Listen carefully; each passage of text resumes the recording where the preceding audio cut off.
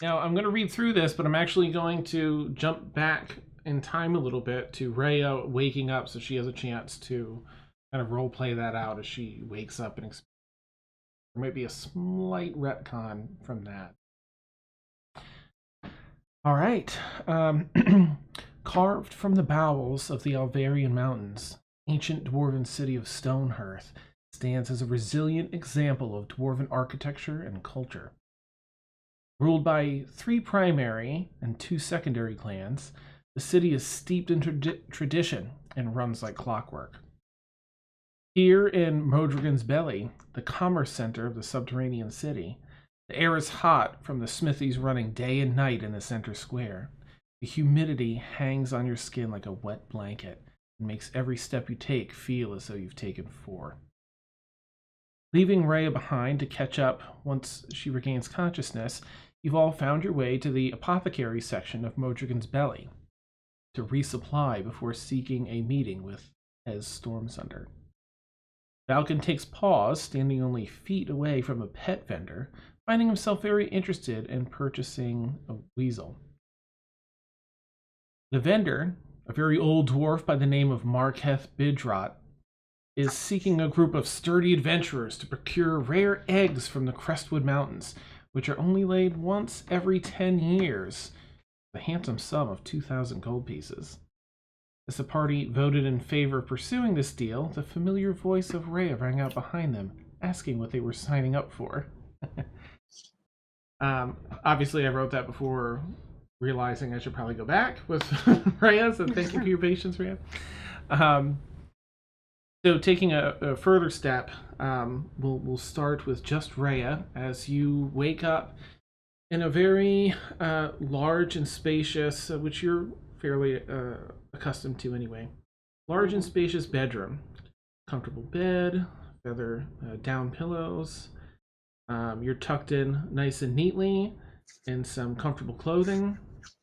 But it's very unfamiliar. Stone walls, although the architecture is beautiful, which you would recognize as dwarven architecture, given your background.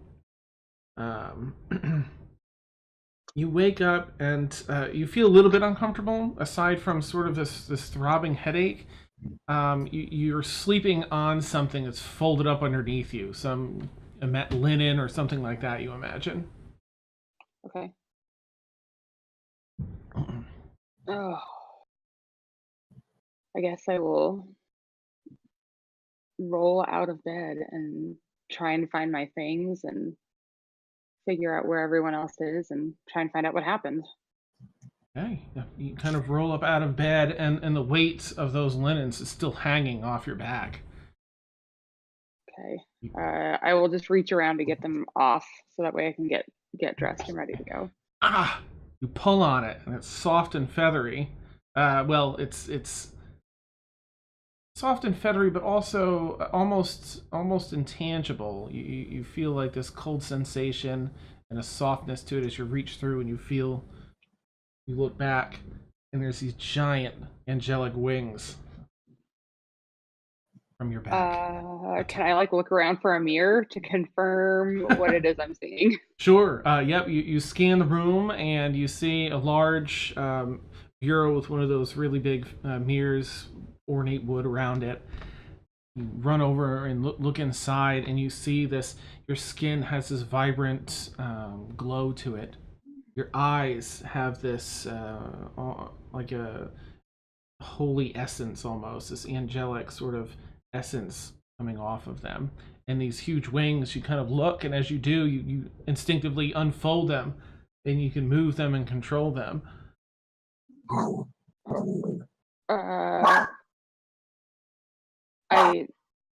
I guess I try and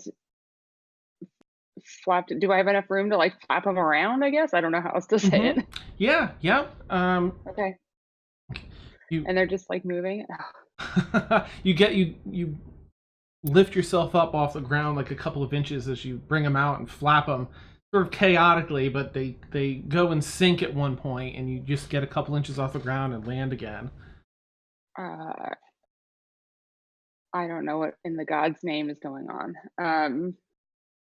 I'm gonna like, I guess, scramble through my stuff and try and find the holy symbol of Joaquin that I have, Okay. and um, I guess try and pray to her and say, I realize I'm not that much of a follower. I mean, we follow you as much as we can, but Our Lady, what in the plane's name is going on here? And I'm just gonna try and figure out, meditate, I guess, for a minute and try and figure out what's going on. Okay. Make a perception check if you would, as you're doing that. Okay, you will have to do that for me. Right, right. Oopsie. It's a +6 if that helps. Ooh, nice. Okay. Mm, All right, 16. Yep, with Okay. including the 6 here. So you hmm.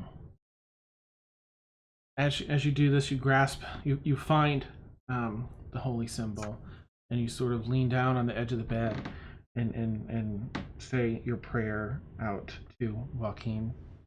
And you kind of, you're still feeling the wings on your back, which is this new sensation, and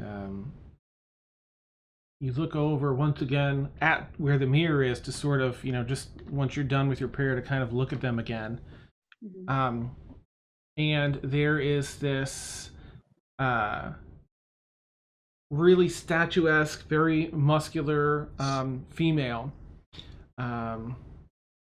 that looks exactly like an angel. Similar wings, but more full and a little more tangible.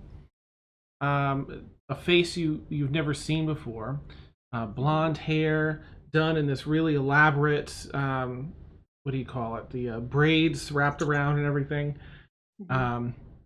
Same eyes that you have, and even stronger, more powerful glow than the one you have. Mhm. And with her those striking blue eyes, she's just sitting peacefully in the reflection in the mirror, looking back at you. Instead of you seeing your reflection, you're seeing her. Uh, Our Lady?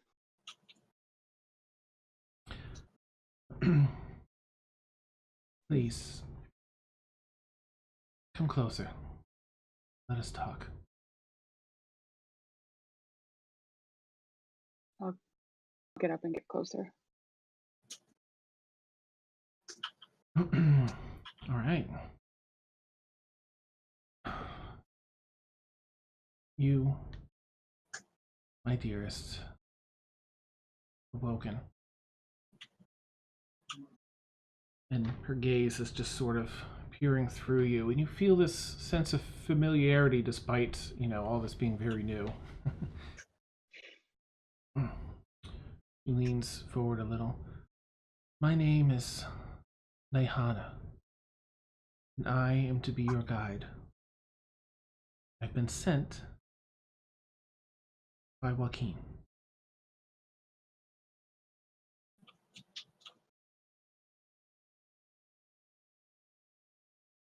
He has heard your prayer, and she already.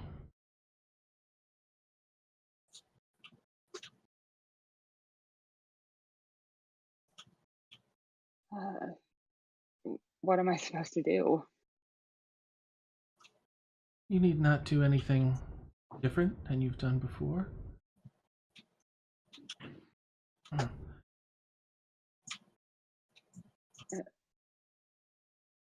And and you're gonna guide me? There is much that you need to learn, much I need to teach. But I cannot answer all of your questions now. But I will guide you. I will help you find the answers that you seek. When you died beneath the water's surface, Joaquin still had plans for you. You have a strong lineage.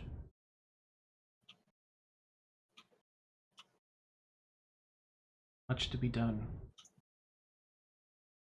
in this world still, with Joaquin's guidance. And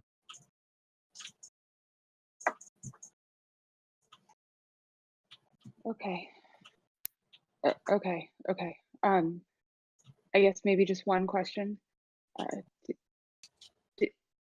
Are these going to be here all the time? no. Now that we have spoken and you've truly awakened, they will fade very soon. You can call them forth once a day, and they will be with you as a blessing of Joaquin for roughly a minute. Grant you the power of flight. Well, I don't know what it means or why it was me, but I am thankful for these and the blessing, and hopefully I don't fuck up whatever it is you're trying to get me to do. You won't. Trust in yourself. I will contact you again soon. We will speak more. That'll be great. Thanks. Okay. And he sort of reaches a hand up towards the mirror, not to put it on the other side of the glass, but just sort of out toward you. Mm-hmm. And feel a little bit of warmth. Sort of a different, sensation, especially from, this whole ordeal, not knowing what the heck's going on and who this is. You still feel, again, that familiarity and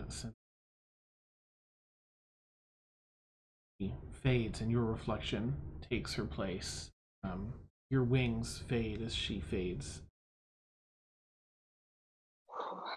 Okay. The glow in your eyes has diminished. There isn't a glow per se, but the your irises have changed this very rich golden color. It almost has a glow. If you look at it like one of those puzzles, it looks like it's glowing. Okay. Well, I suppose after I collect myself for a minute, I'm gonna try and flag someone down in a house, figure out where my comrades are. So you have a note in your Okay. hand that basically says, I was thinking about this earlier, a note that says, dude, you died again. I saved you again. You're safe. We're in Stonehearth. You're at my crib. They'll feed you. They'll clothe you. Meet us in this town. Aaron. And at the end it says, wings, WTF. Perfect. That's your note. Oh, okay. Written in permanent marker. Yes. So On your they'll palm. feed you. Yeah. Yeah. Not a piece of paper, but it's in your hands. But yeah. So Okay. it should point her to where we are. They'll feed her. Know she's safe. Know she died. And Ari totally saved her. Also, wings. What the fuck? What the fuck? Okay. I don't know if you saw that episode, but we totally carried you like a balloon for a while. Yes. I did. Yep. Yeah. You were just like, I just had you tied to a rope and just carried you. Extremely dignified and yeah. And then we tied you to Moon, and Moon carried you. Yep. I don't know who this Moon is. God, And you never will. I never will. Forever. All right. Well, I suppose I will try and find them. Oh, you know what? Asimar don't have pupils. So now you just have these pupilless, like the straw gold eyes. Straw gold eyes. Got it. One thing I'd probably have wanted to do before we left for the town is talk to the Mr. and Mrs. Okay. Sure, we can add that now if you'd like. Yeah, or it was just something like we can either reply or I can just say I just wanted to okay. make sure. So yeah, I'll just say it really quick. That they know, along with why they employ me, comes with some good and some bad, and wanted to give them a heads up that they should just take a little precaution because I had some unwanted eyes on me. And that's why I came back so fast, because I probably wasn't going to come back as quickly. So that they should just take heed, get some extra precaution. Trouble might be following, but what else is new? But again, I like to keep them safe just because them in good graces means me in good graces. So yeah, just giving them extra warning that eyes could have been up following me around and probably could have been led here. Okay. So, they warmly receive that and sort of supportively let you know that they thank you and that they'll be on shore up the defenses, be prepared. And I'll probably stop if I plan to leave the city. I'll stop by once more, but okay, you know how to reach me. I'll be back when I'm back. Awesome. All right, so that'll bring us back to Modrigin's Belly, which again is the commerce area. And I'm just going to zoom in a little bit for viewers so they can get a better idea of where you guys are. You're up here. You're almost near the surface. And you're off on the left-hand most little pocket room way out to the left in the, I think it's maybe 3 floors down on the map. The room that has the 4 large statues and then all the rooms around that main center area. Let me see if I can... And this is still within the city. I'm so sorry, guys. Yeah, no, you're fine. Oh, I'm so sorry that you get. I'm so lost. No, you're fine. You're fine. So I circled it on that one just so you guys can see, or everyone but Rhea. Yeah, you've moved up like 7 or 8 levels up to this one area. It's this huge open area. 4 massive statues dedicated to different craftsmen type heroes from ages past.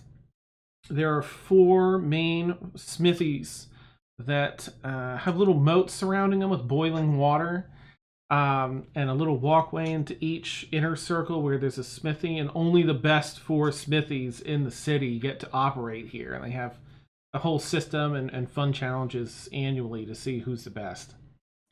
And then there are a bunch of smaller sections around this really massive open room. And you guys headed off to the west to the apothecary for potions and poisons and all that. But just before you entered the door outside, still in the very large main room, was this pet vendor that Valken, had taken an interest in.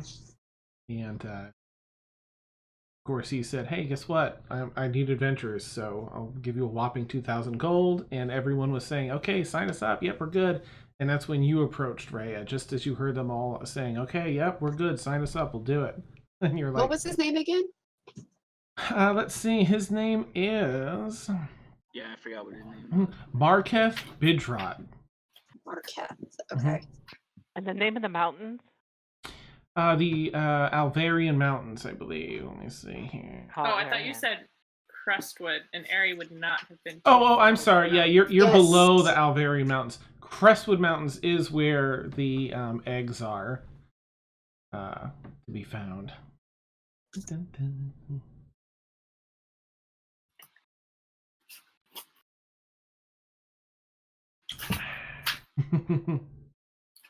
And did he explain what eggs we were looking for? I couldn't remember. I think he wouldn't tell us what it was. Yeah, Oh, not but until they only hatch like every once in a month. every 10 years. Yeah. We got the idea that it's some type of wormling or something like that, not full. Yeah. Not talking full dragons, but some type of wormling creature. Mm-hmm. That or hippogriff or yeah. Or hippogriff. Dragon. Hippogriff was the other option. Oh yeah, that's right. That's right. Okay, so Rhea just walked up, right? Yeah, yep, as you're all agreeing, she's like, what are we agreeing to? Okay, so I just want to like turn around and be like, what the fuck?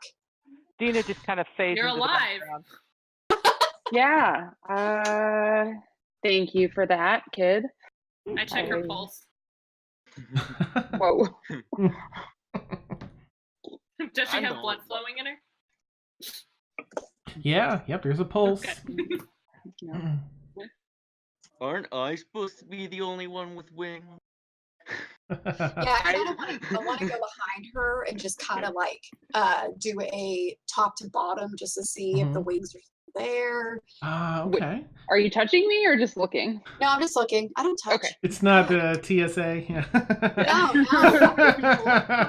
Just checking. Just checking. Nice. No, just a little Nice. up and down motion.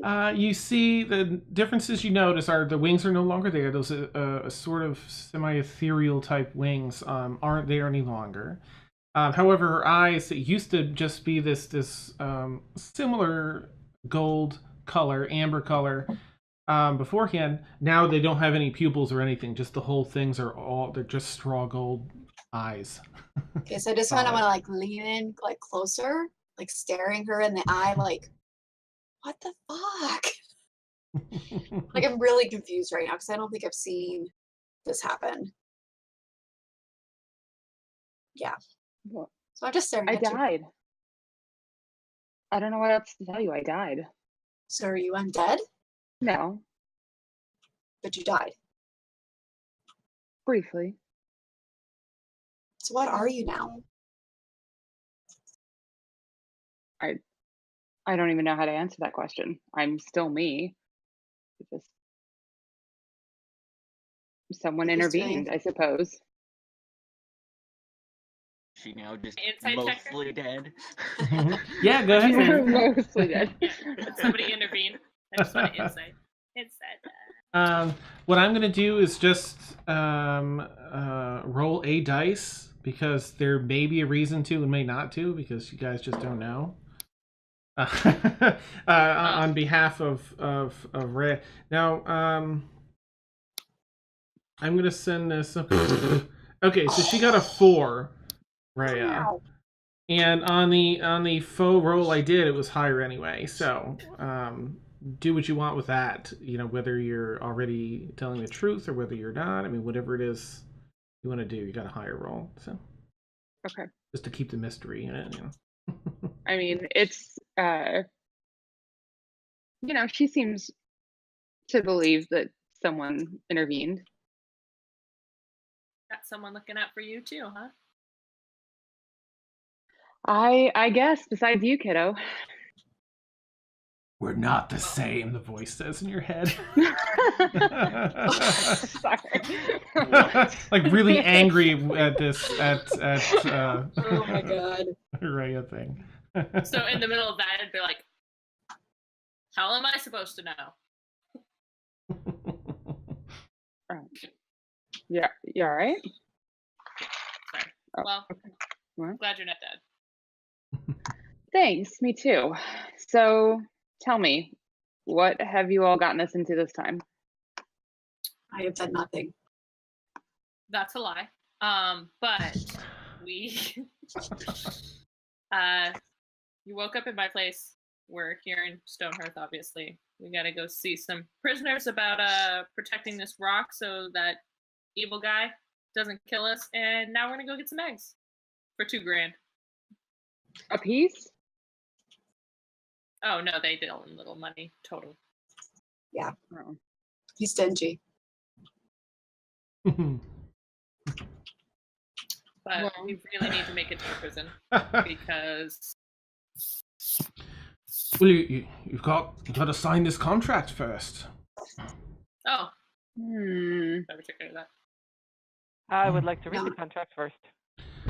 He's a little startled because you had so stealthily blended back into the crowd. Dina just, tail comes up. And, let's rummages through a couple boxes and pulls out essentially a parchment, piece of parchment, and he has a quill and this very decorative bottle of ink that he dabs this quill in.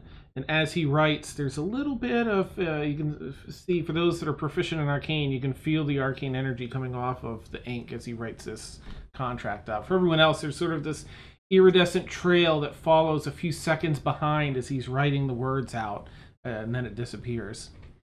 I kind of had a feeling. And as he writes it up, and oh, you know what? Go ahead and do an investigation check just to see how well you read the fine print. Can I help her? Can I assist her? Oh yeah, go ahead. It's more for fun. I'm not gonna sneak anything All in right, there. so I should get a advantage. 1. Yeah. If I helped, it would be a disadvantage. I don't know. Nice. Okay. All right. So it seems to be fairly standard. He's clearly no, lawyer. He's just writing it up, saying, "Okay, you get 2 eggs for me. Any more than that, and they're yours." He just wants the 2. Payment must be made from him to you in the amount of 2,000 gold pieces upon delivery, upon his receipt of these 2 eggs. And it also has a small clause in there about not attacking him or trying to steal them back after giving them to him. And it binds you with... You're bound to this. He looks up and says, well, I suppose we have to... what was his accent? I can't remember. Well, this is what it is now. He's feeling different today. Does it give a timeline or a punishment? Yeah, he's gonna need to take care of something else first that we hopefully won't die at. Yeah, he looks up as well. We must discuss just that, a time frame, and what was it? A time frame in the consequences. Yeah. I think you're looking at about. I think it was like it was a week and a half up and a week and a half back. So, I'd say 6 months ought to do it. 6 months, 6 weeks ought to do it. If you can get back here in 6 weeks, if that sounds fair to you. All right, so let's double the travel time, so that would give us that maximum 3 weeks. Does it have a start date, a specific day of when the contract is enforced, or is it enforced the moment we sign? Upon signing. Upon signing. Then add an extra week. How long would Yeah. it take Exactly. to get there? Like a week and a half. A week and a half or so. Back. Mm-hmm. If you're just walking 8 hours a day and steady pace, a week and a half. We've got some plans we need to take care of, so let's make that 7 weeks. Fair enough. He starts etching in 7 weeks. And now, as far as consequences, it has to be something worth the equivalent of 2,000 gold pieces. I would say, you have anything you want to offer up in collateral, or? Doing you a favor here, sir. Yeah, you're not paying us anything up front. You approached us. The risk is all ours. I mean, we could die anyway, so... Would that be consequence enough if we died? Yeah, well, it's more the loss of my time. If I send you out, I can't rightfully send out another crew with their own magical contract, and I suppose You can't send them out until this contract expires. and by then the eggs may be gone. That's the risk you take. We take the risk. We take a risk. You're taking a risk. That seems fair. Make a persuasion check with advantage, because it's a really good point. All right.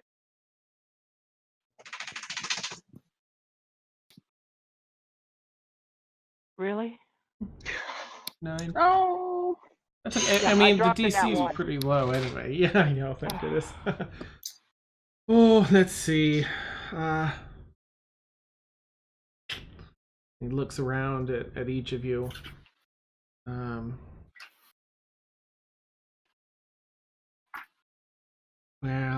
I kind of just like stretch up, mhm. kind of, size myself up a little bit more to be a little more intimidating. Nice. Make an intimidation check just to see how much it impacts him. Alrighty. Intimidation. Not good at these. Oh, that's not that bad. Pretty good. Oh, well, I think, yeah, he was already a little intimidated by you earlier, too, so plays nicely. Well, oh, fair enough. That's a fair point. You are taking the risk. I suppose, if need be, I can make something else work. 7 weeks. Okay, it's our first meeting, and if this goes well, perhaps I can offer you something more in the future. So, yeah, in a sign of good faith, let's leave it at that. I did walk in on the middle of this negotiation, but I just want to confirm. How exactly can you confirm there are going to be a minimum of 2 eggs in this location?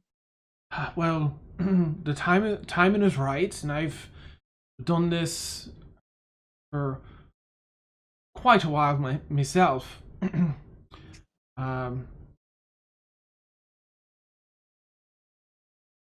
I just don't want to go out there, find 1 egg, come back and not get paid for that 1 egg. Far enough. Let's say we'll write it up so I'll pay you 800 gold pieces if you can only bring me 1 egg. Not half?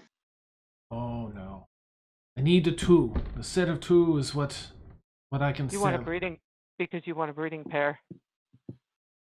You can only sell 1 for a pet. If you have 2, you can force a breeding pair. Ah, Well, interesting. 800's fine for me, as long as I know that I'm covered if we're going all the way and only can find 1. Certainly. 800 gold pieces then for 1? It's fair for me. How about the rest of you? Deal. That works. All right. Catches that in. Well, if And that's... if there's... Oh. Yes, lass? No, just talking again. Oh, Voices. okay. It's fine. Well, then I'll sign here. And he gives this big, elaborate signature and spins it around and dips the quills. And just dip the quill in here and add your name. I'll sign it, but with even more of an elaborate signature. Nice. You one up him. That's awesome. Yeah. Sweet. Did the rest of you go and sign as well? Yeah. Do we all have to, or do they just need 1 signature? He expects everyone to bind everybody. I'll sign it. I sign with an X. I'll sign it. It'll probably be pretty crudely written because I probably would not have been trained. I was going to say, writing. No, you pinch it at the very end of your gloss like this and sort of. Yeah. Just dip your claw in and use your claw. Oh. Ooh, nice. There you go. And it has the same effect. Yep. It tingles too on the Ooh, magic ink. I sign it, but with only my first name. Nice. I technically only have a first, so. Fair enough.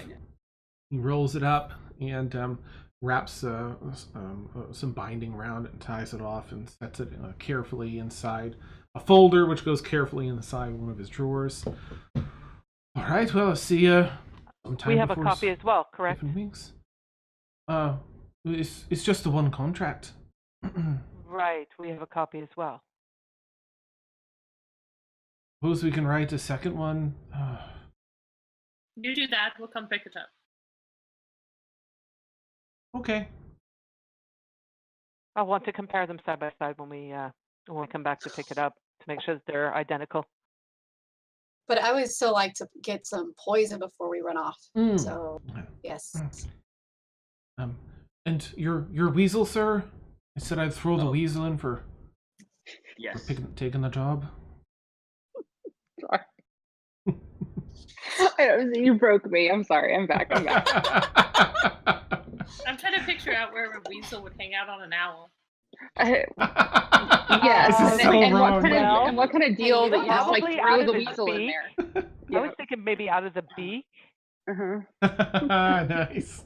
Dinner. Oh my That's why he's at the shop like, smorgasbord. Snack time. Oh, right. So I forgot that you technically had asked for a ferret. So he takes out this cage that has a couple of creatures in it. There's this ferret and then a couple of weasels.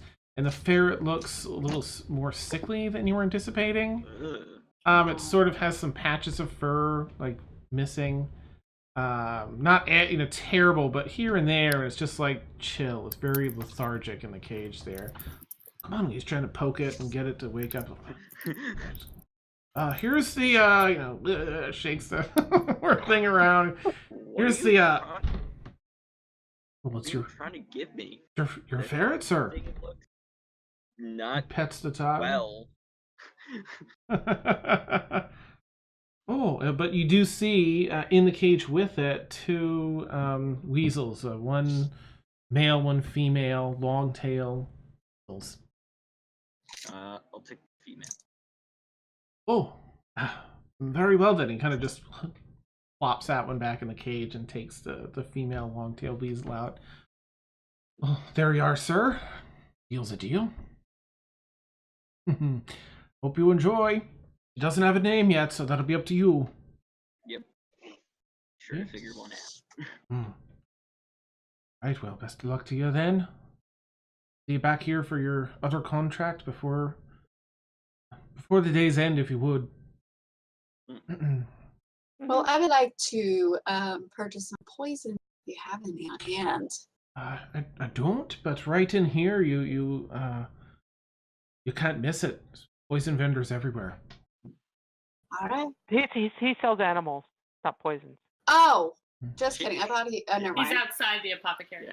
Let's back up. Back up. I did not say that. Okay. I'm not knowing right now. We're just gonna go straight. Nice. She goes and Just starts ask looking everybody, through do the you have cages poison? for poisonous snakes, Oh my poisonous God. lizards. Oh, look, a bakery. Squeeze Let's it. go ask the bakery. Oh, Do they have poison? bakery. Hey. Okay. I even wrote down the vendor as the potions guy. That's like. Nice. Wait, there's a map or something? Well, I mean, essentially, you step through as you say farewell. He did say, because the contract, they have to be signed essentially at the same time, he's writing one up. He's sort of expecting, you to be back. He said by the end of day. But you guys also, I mean, being moderately familiar with magical contracts, you can't really have one. Usually there is just one. But he's making a second, but it'll need to be signed at the same time. Otherwise, the time frames won't match up. Or at least in the same day he's asking for. All right, so you walk through like a 15-foot tall door by about 10 feet wide. There's a couple of them that enter into this apothecary section, which is like a small section of town, like a 6 by 6 block section of a city.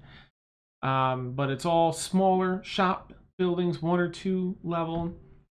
Some people out in the streets with stands. A lot of these shops have those sort of like vegetable bins propped up at an angle so you can look through all their goods and see what kind of herbs they have and other things. But there's most certainly some easily identifiable shops that deal with poison. They have like the rogue daggers crossed over, most of them. Skull and crossbones on others, so you get a fairly good idea of where the dangerous stuff is if you're looking for that. There's also health potion vendors, a lot of those out on the street. Okay. So I'm going to head to the skull and crossbones booth. Okay. Do that first. All right. So you see this, and this one is actually the sign is over one of the outdoor tents, but there's an actual doorway underneath it that leads into a one level building. As you step inside, you see this whole area has that really pungent smell of earthy. I mean, it's all herbs but there's that distinct, like, acidic bite to the smell in here of poison. Different poison-related products, and you see vials of it up against the wall. There's some, like, really more dangerous, more toxic ones that are behind the counter. And there's a half-elf woman that's just seems to be writing in a book behind the counter, cataloging something. Okay. I'm gonna go up to her. Be like, hello, darling. Nice. Hello. Welcome. What can I help you find today? I am looking for a particular poison that, when administered, it takes its time, when it's going through the body, and, like, you can actually see them just writhing in pain, and I need it to last at least 2 minutes, 5 minutes. Like, I don't need something that's going to last forever because I get bored really easily. But I want to see the light just pop out. Rain. And she's sort of lost in thought, like, yes, as you're describing that. Well, yes, certainly there's plenty of that. Now, the more excruciating the poison, the more expensive typically. But I do believe we have something along the lines of what you're looking for. Let me go through my catalog here. I can show you some of the options. And I'm actually going to take a peek through because I have a PDF for these things. Yay! Poison PDF. Pretty much, yeah. It's like an alchemy and herbalism one. It's pretty sweet. Sounds awesome. All right, and here's the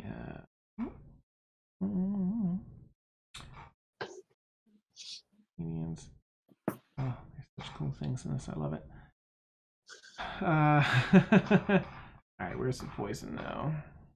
Poison ingredients. Okay, and you're looking for one. All right, not non-lethal. You want it to be lethal.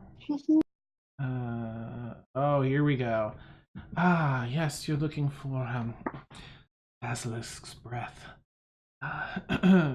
Slowly paralyzes the target. Mix this with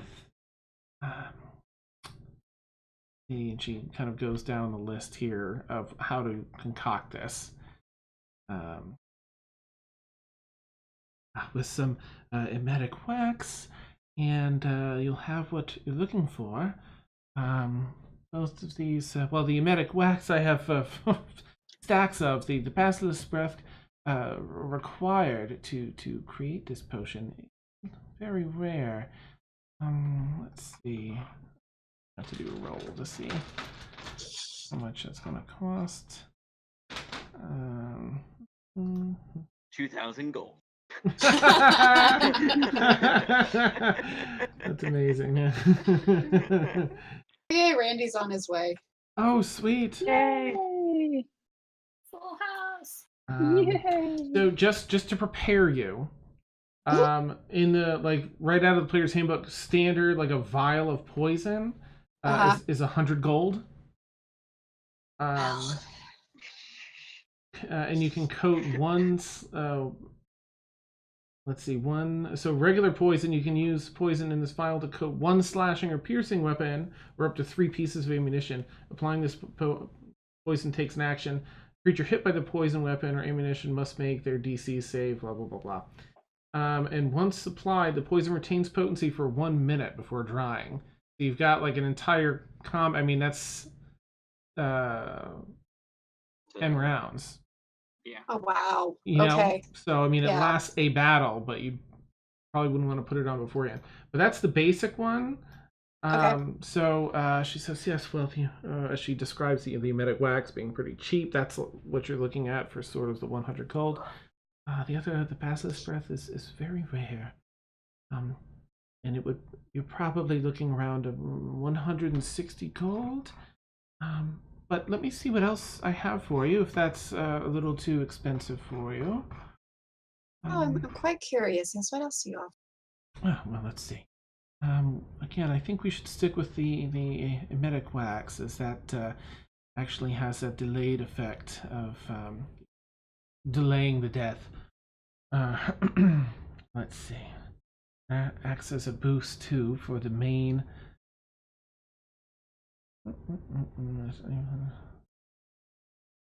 Well, I have cactus juice, and that also helps delay the effect. In fact, they won't even notice they've been poisoned right away.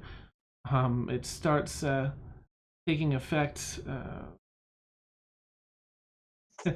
immediately. However, they won't realize that they're being hurt until basically 5 rounds later. 5 rounds after poisoning, they won't even notice it until then. So, they won't really have an option to try and get rid of it. And that would be. I have plenty of that. That would probably be maybe 110 gold. Okay. Peruses the basically like an Excel sheet that she has to sort out what else she has common wise. Okay, so the basilisk bath was 10 rounds, and the cactus juice was 5 rounds? They'll all be 10 rounds. That's just poison will last 10 rounds, period. Some of them you can extend that, but both of these are 10 rounds. The cactus juice, that's easier. It's common. It's not rare. It poisons them right from the get-go, just like the other one does, except they don't notice until 5 rounds in. Okay. So they're like, they've taken 5 full rounds of damage before they realize they've been poisoned. Like a subtle killer.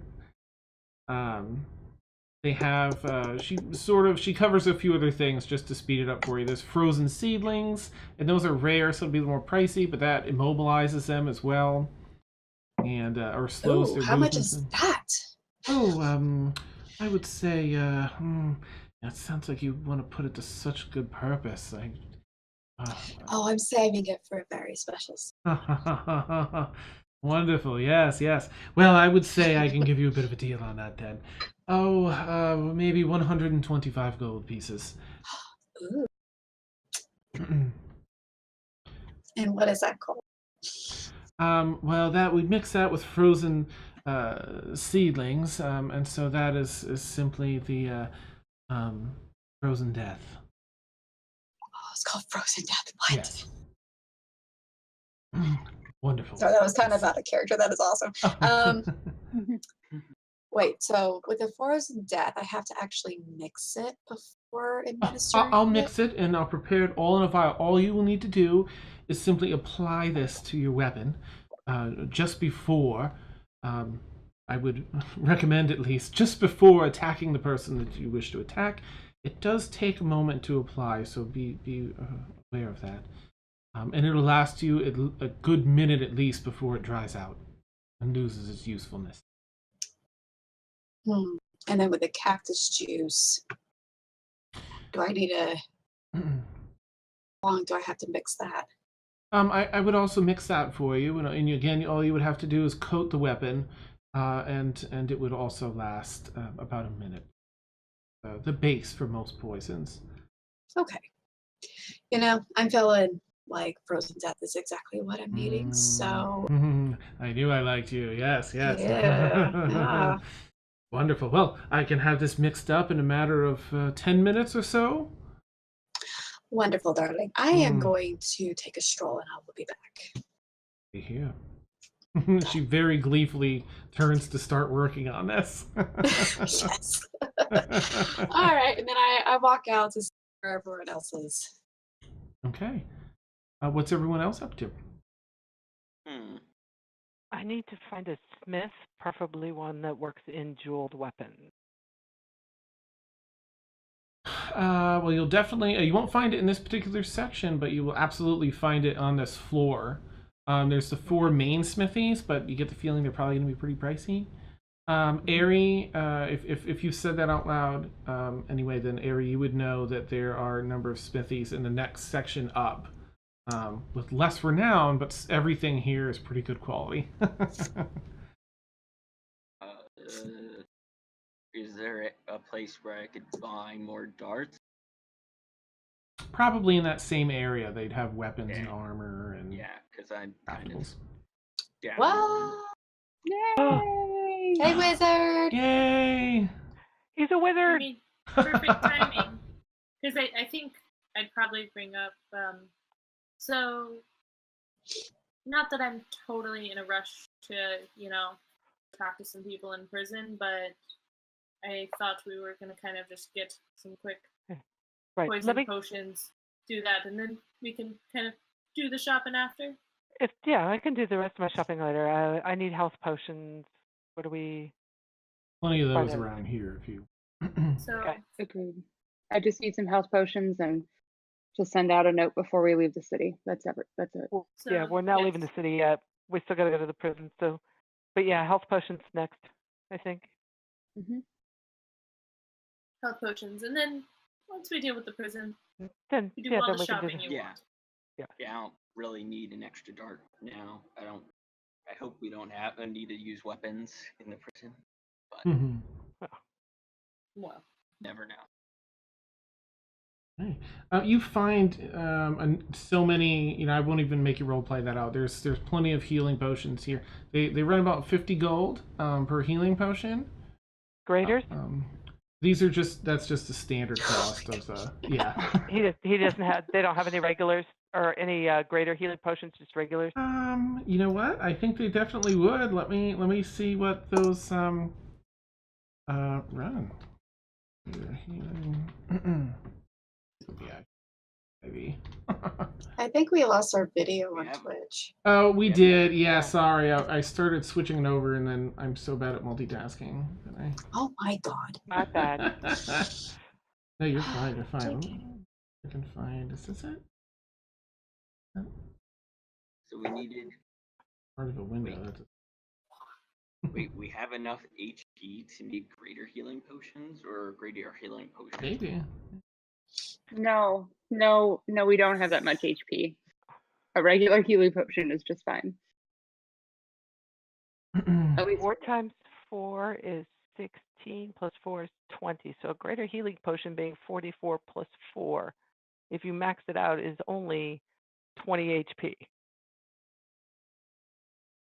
Right? Still don't have that much.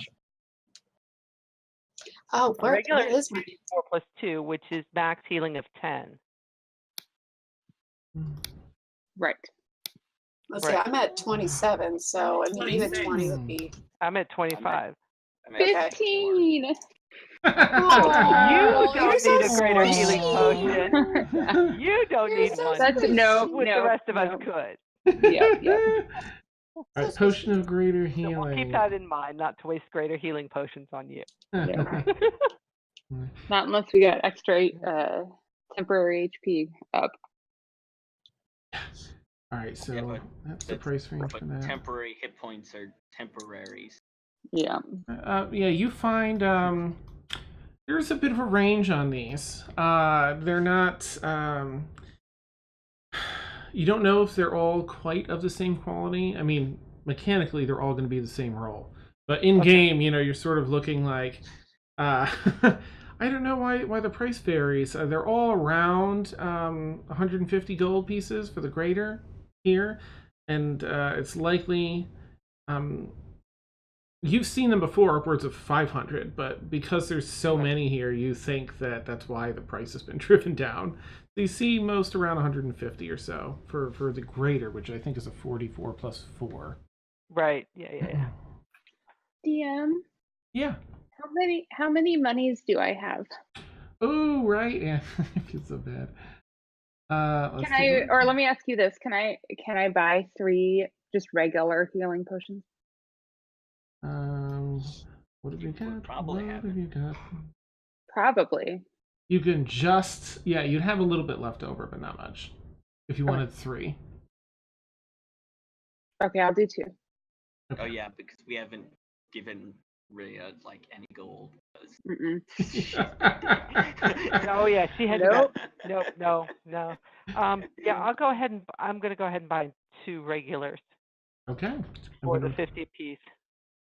All right. So Rhea, I'll take it out of your inventory gold, and Dina, if you don't mind taking the gold out, I'll just drop this in your inventory too. Okay, great, thank you. No Yeah, I problem. already took the gold out, so. Oh, nice. All right. Quick question. Yeah. Does Ari get a little bit of putting some stuff on the Grim Fury tab if it's for work for her people? Do I get like 1 potion? It would be sort of a unique thing to this area, so I don't think it would break anything. Just 1. I'm not going crazy. Like I'm not gonna ask for like 7.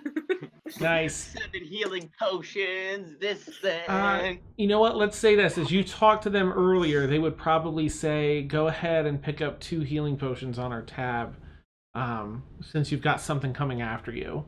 I mean, you wanted to add that to role play, so as a benefit to doing that, we'll say they said, "Go ahead and pick 2 up." Use those favors as we got them. Yeah. All right, so Ari, I'm gonna put 2. Especially because I can't keep having to keep the rogue alive. Hey, I bought 2 more. Hey, I Yeah, she tried. doesn't mind. She doesn't mind. Yeah, Okay, good. I mean, maybe you could have gotten a You did. discount then. Oh yeah. maybe, but I think you did fair enough at my expense at the house, so you had some extra gold. I do.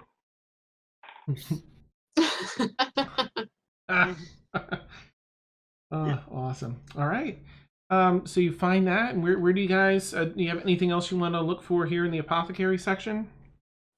I guess I'm just gonna go back if it's been 10 minutes and get my poison, but other than that.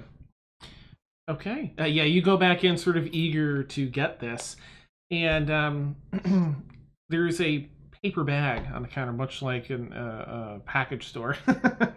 There's just a paper bag with the top sort of crumpled up. And she sees you with excitement. She hustles back to the counter. Yes. Excellent work, if I do say so myself. It came out very well. And she opens up the top of the paper bag and sort of slinks it down so you can see this vial, sort of like a narrow flask at the top, and then it flares out at the bottom, sort of almost like a beaker. Has a cork stopper in the top, and it's a very light blue, clear with a bit of a light blue in it, and it has this almost like dry ice sort of effect that's coming off the top and seeps a little bit out around the cork. While it's sealed, it seems to be working its way through magically. But it just has that constant again, dry ice sort of effect coming off the top of the liquid and filling the rest of the top of the beaker. Right. Yes. And I'm sorry, you said that was 120? 125. Let's say 120 for you. Please put it to good use. You are such a sweetheart. And I reach into my coin purse and I give her 120. Please, best of luck. Thank you, darling. And then I Lucky leave. you ripped this all off. I don't know what you're talking about. No, I'm saying that out of care. Oh. Nice. All right, let me see if I can get this Discord thing up and running. Yeah, all right, so you guys head on through. I'm gonna have to add new ones. That's So Malagus, did you need anything before we go talk to your friends?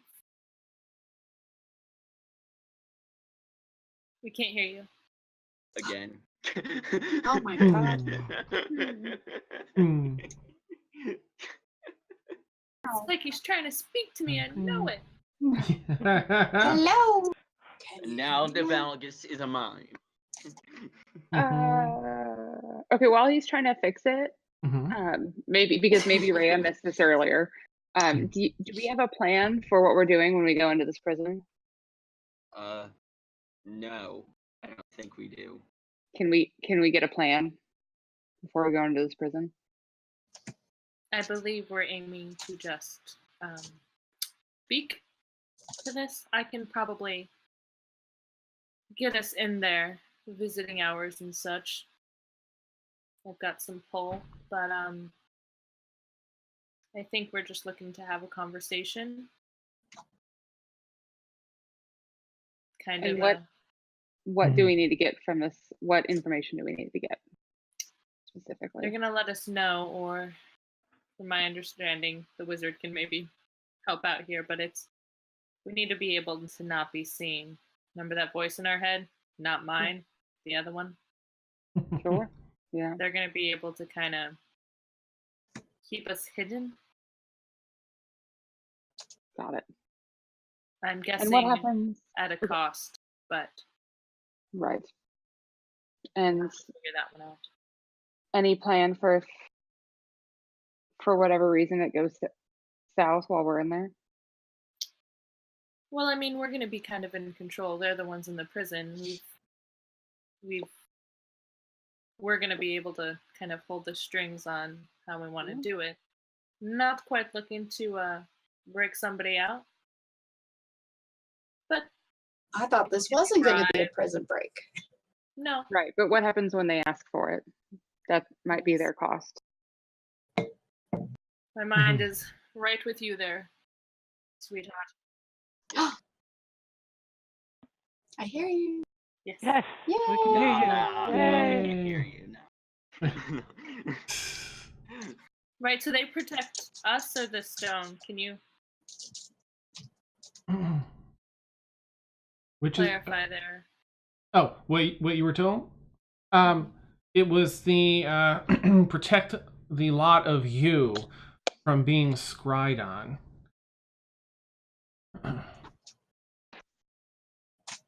So hopefully, you can't magically be spied on from afar, but it's you, each of you.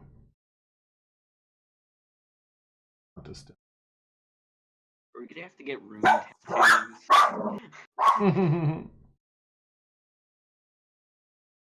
They're going to want something for it, and I'm guessing they're not going to be happy with where they currently are, so I'm kind of on the same lines with you, where I think what they're going to ask, but that's something we can figure out. And, Either way, we probably need it. We've got 7 weeks to go do that other task, and we probably can't have somebody tracking us down. Sure. You I know. mean, I have no problem getting anyone out of prison. I just want to make sure we're all on the same page before we walk in there. I'd rather not get attacked by brain things for the next 7 weeks. Yeah. There are more ways. People can be bought. Things can happen. Maneuvers.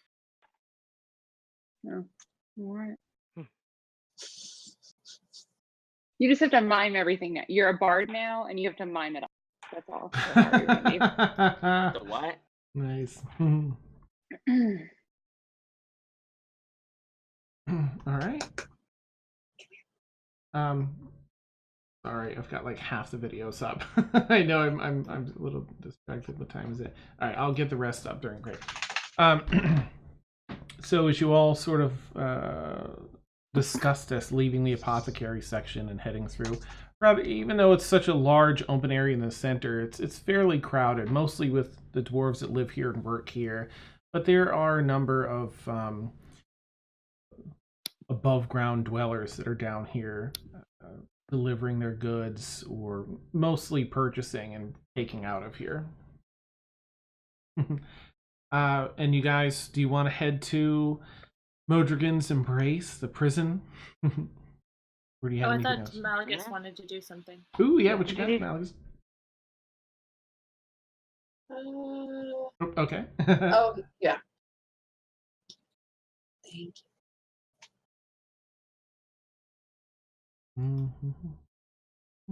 Okay, this should fix it. Can you- Yay! I was like, have you turned it up again? Nice. I had to punch it, so it worked out though. Yeah, I did have a quick thing I wanted to do. Ray is back. Yes. Yes, she doesn't have the wings Yes. anymore, Nope. but she does have completely pupilless eyes now that are just this straw gold color.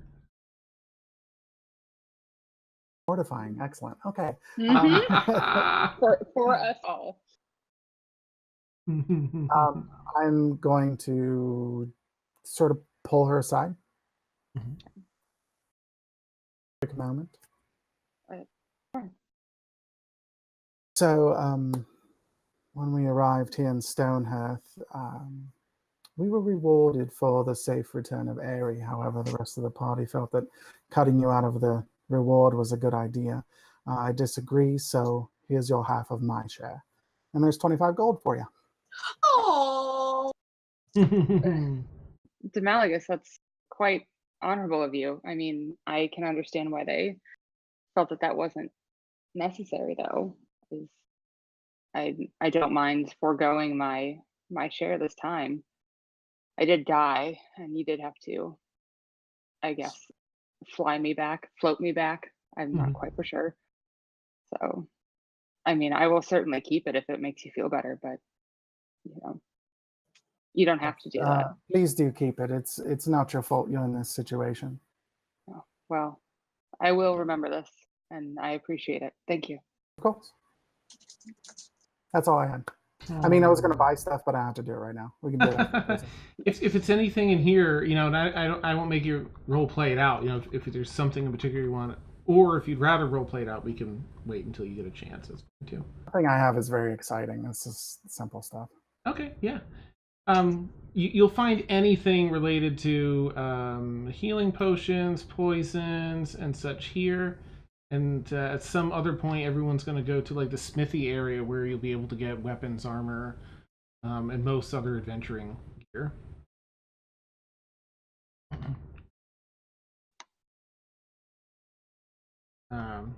What did you have in mind? Well, I know exactly what I'm buying. I'm getting. I wrote it down. Oh, okay. Yes, I'm going to be purchasing a light crossbow, a quarterstaff, and I have to do the math on this. Hang on. Gosh, that seems like a lot. I'm trying to think of how many darts to buy for the crossbow. I was going to do 50, but that seems like, am I ever going to shoot 50 crossbow bolts? Like never. You never know. You never know. You might Dan makes a note. Make shoot 50. They're only 5 coppers, so all right, 50 darts. Nice. Nothing fancy. Although I would like to remark real quick, last week when you were talking about the dwarves, I assumed you meant deep dwarves, Durgar. If I would have known we were going to a regular dwarven city, I probably would have panicked a little and tried to find a way to disguise my race, because dwarves sort of hate drow. That's a it. lot. And while I'm not exactly, well, deep dwarves also hate drow, but I didn't. Yeah, but deep dwarves and Durgar are the same. Yeah, deep dwarves also live in Shadowgate as well, so I wasn't too worried about them in that case. I could understand why they're leery, but since they're regular old surface-ish, yeah, less surface deep adjacent. Dwarves, anyway, those are regular like non-dwarves, I would have been a little bit more concerned, but I haven't been murdered yet, so that's good. And I don't trust a dwarf to know that I'm not really a drow, but since I look so much like one, but I guess it's too late now. But that's fine, because I don't have a disguise kit anyways. So okay, I'm just going to be really nervous the whole time. All right. So this large crowd of dwarves making the rounds in this area is probably like extra. Everybody looking at me. I vouch for you. Malgus is just covering his face. Oh my. Okay. So yeah, where would you guys like to head next then? Where can I take you? Prison? The prison? Prison. Prison? Okay. Rhea and 6 Axel, and then everyone's name tags will be right. So you guys begin your trek down to the prison, and that's where we'll take our bio break. Yay! Awesome. So for anyone watching that doesn't know, we just take like an 8 to 10 minute bio break, and then we'll be back. I'll keep things streaming here, so for any of us that are stick around or get back early, we can chat. Otherwise, we'll catch you soon. Yeah. Be back.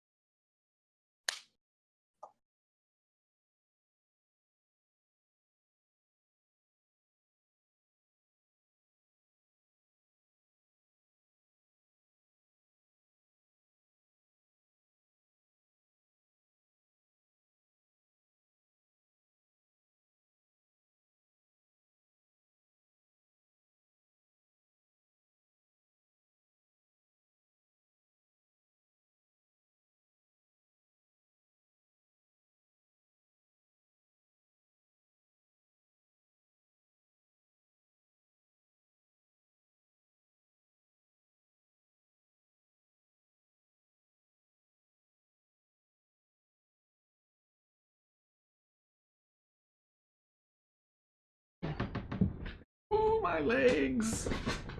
Oh. Oh.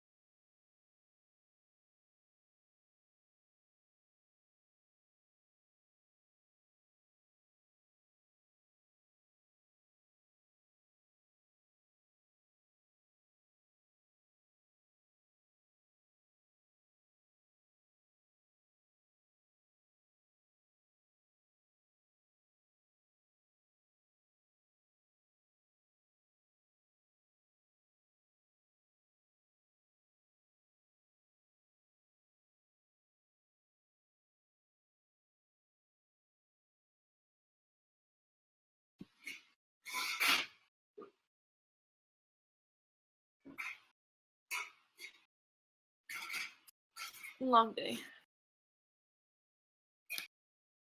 Indeed. What?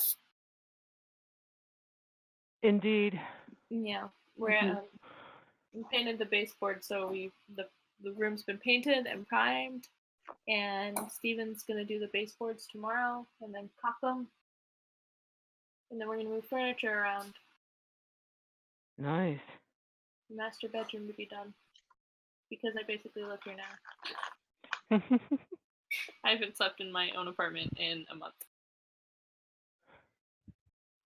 Do you even go by there anymore? For mail.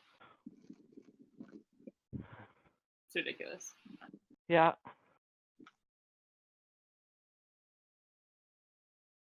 Yeah, we're gonna stay here probably this weekend too. I mean, we are. Yeah.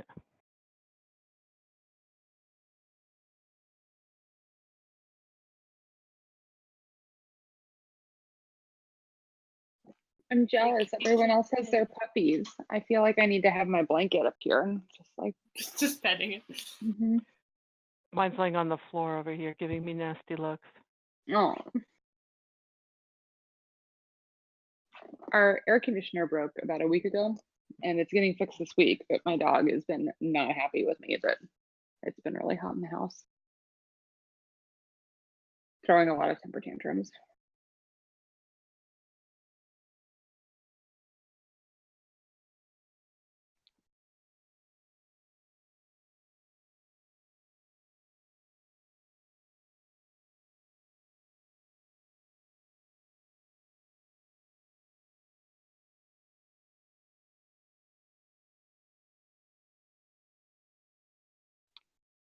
Back. Yeah, so the only time up in September if I'm not gonna make a game is gonna be the 18th. Because I will be at Disneyland. Ooh. Lucky. I'm so excited. I've been to Disney World. I've never been to Disneyland, and so I'm taking my vacation the week for my birthday to be at Universal and Disneyland and California Adventure a whole week. So excited. Nice. That's a lot of fun. I've only been to Disney World, and we went when I was like 7, and I was still a lot more frightened of roller coasters and stuff then. So I didn't like open my eyes at all for Space Mountain, and I was too short to go on like some of the cooler looking things. So Yeah. hopefully at some point I'll get to go. I'd love to take Isaac again. I was really sad. I was like really trying to make it work to where I could take him for the Pixar stuff. Yeah. But no, I have maybe next summer or at some point just for a weekend or something. Yeah, Come that down would and be take him. awesome.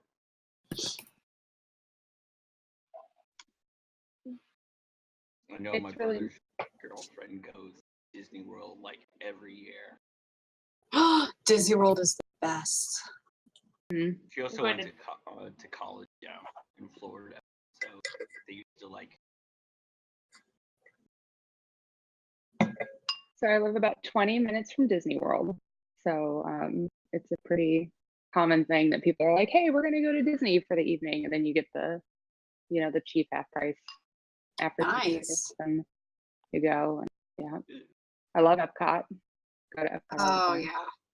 yeah. I drank around the world and got so drunk. I It was love the that game best. so much. Did you start in Canada or did you start in Mexico? Started in Mexico. Oh, you got to start with the beer and end with the tequila, girl. No, we started in Well, Mexico. well, It no, started just to beer really before get liquor. difficult.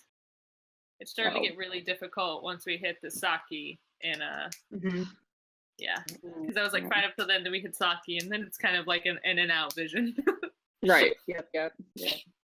We've we've played the game where you start at the monorail, like the furthest hotel at the monorail, and you stop at each of the hotels before you get to Epcot. But, yeah. My pro tip: don't take the space simulation ride. After you've drank around the world. Oh God, Yeah. no. I'm ready to be that. Ugh. I'm ready to be like that person at Disneyland because I'll actually be on there on my birthday. Mhm. So I'm so excited. I want the buttons and the shirts, Oh, all of the things. All the things. All of the things. It's gonna be a lot of fun. Well, So my that Tuesday, I will not be able to play. where is it? My sister just came back from Disney World about like a month ago or something, and then so my aunt was with them. They had like some family trip or whatever. But she brought, the pins that you can put on your lanyards or whatever. So we collect them. But I haven't been in a couple years. But she found this because I'm getting married next year. It's little Minnie and the bride and the little Mickey groom. And I was like, Oh, it's so Aww, That's really cute. that's I'm going to put precious. it on the landlord. But whatever, I can't talk. But still, it was precious. So adorable. Yeah. So now Yeah, I gotta was find- looking at matching shirts to make him wear. There was a really funny one that was like for the girls, Yes. like best birthday ever, and the guys was like most expensive birthday ever. Yeah. Oh, yes. There were some really cute ones. One was like Wally and Eva, and Oh, like yes. there were some really adorable ones. I bought some resells, Disney pins, but I found like the price of them, at least they seem to be a lot more expensive than I remember them being. Yeah, Like, people how get big they very are. serious. Yeah. Oh, they get yeah, very yeah. serious.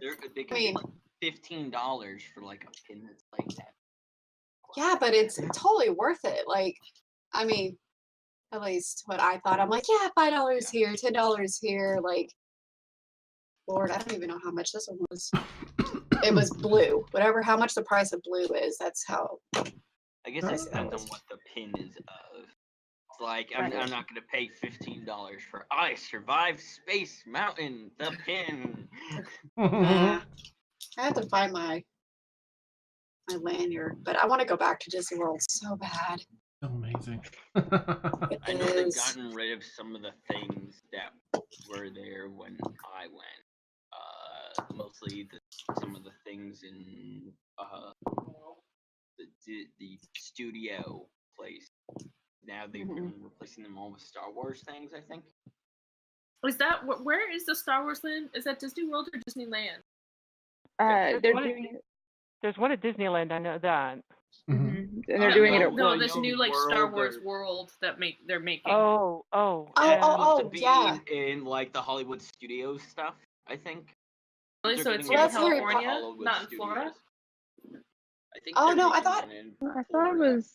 They already had like an AT-AT in Florida. I thought they were making like the Star Wars world or Star Wars land in Florida, but Yeah, I thought they so were there's too. a Star Wars themed area, one at Disneyland and the other at Disney World, open next year, May 22nd, 2018. so the Yes. big one that they're doing that's going to be like crazy is in Well, Florida. The Galaxy's Edge is in California in the summer, so the May 22nd date, and then in Florida it'll be late fall. Oh, that's at Hollywood Studios. Okay, so you're right. Okay. Why not May the 4th? Yeah, they're getting rid of the Like seriously, yeah. thing. There's the Sacramento Philharmonic is doing a Star Wars theme night as well in May at some time, and I was like, if they don't do it on May 4th, I swear to God. Somebody's getting. I know they do have a. I don't know if it's still there, but they had like an AT-AT walker or something in the Hollywood studio. Well, I know like Darth Vader's been walking around like in Disney World with like some stormtroopers, and he's like trying to recruit some like little kids to be little Sith Lords, and I'm like, oh, that's amazing. why am I not there? I'll be a kid. I'm currently just fearing them adding all of Star Wars to the Kingdom Hearts universe, which is already complicated enough as it is. Oh gosh. I can't even imagine. Yeah, I haven't played Kingdom Hearts since the first one. I will probably like catch up with the story after the third game hype has died down, because like you have to play like 2 weird things in order to get like all the information. They decide to go and put all the games on so many different platforms.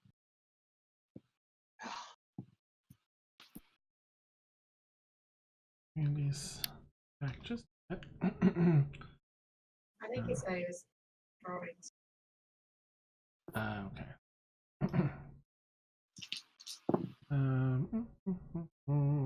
We just got back from doing Universal again a couple weekends ago with my friends from Nice. California. Yeah, they came out to visit, and we had so much fun doing Harry Potter. Yes. It's the best. Yes. That's the last time You I know was what? there when the Oh, second one opened, and I did the Mhm. park hopper. It was so much Mhm. fun.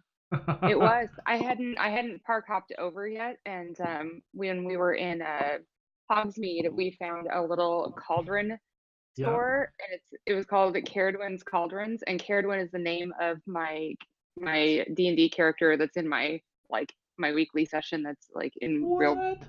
with people. I know. I was like freaking out. Of course, at this point we had some, You're like, cheating on us with piracies. real life I know. people? I know. Hey, they were first. I'm Yeah. cheating on them with you guys. Right. Yeah. Awesome. Yeah, but yeah, I was freaking out. I was like, oh my gosh. Now it's canon. Now she has a cauldron store. That is really Aw. cool. Love it.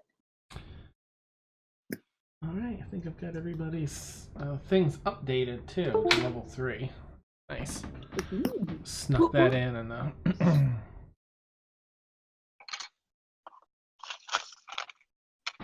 I love that this hotel has little takeout boxes of M&Ms and gummy bears. yes. I know. Spoiled. That's awesome. There was this one thing, I think it was somebody had done like, because sometimes you're able to put like notes of like what you want in your hotel, and I think one person one time like wanted like a specific color M&M and like a bowl of only those, and then I think they also had a I don't know if they put Carlton or if they put the actor down like a picture of him. So they had like a framed picture of him on like placed on the pillow. And, like the most ridiculous thing ever. That's great. Hey, Nice. I'm gonna jump us back in here. Welcome back. Neat. All right, where were we then? Heading down to Modrigin's embrace. All right, let's find is here my notes. And we will move the map around for the viewers. Bit of the here. I hope we don't get into a fight, guys. That won't be very useful. All right, now you're actually headed back down to the lowest section, all the way to the right. I've circled it here, which is the same area that you all entered. It's right next to the entrance to the Underdark. No, I'm sorry. That's the next thing. My bad. My bad. Whoops. Delete that information from your thanks. You're drawing. Just north of that is prison here. Circle that. We'll get here for viewers. Modrigin's embrace. Very tight embrace as it's a prison.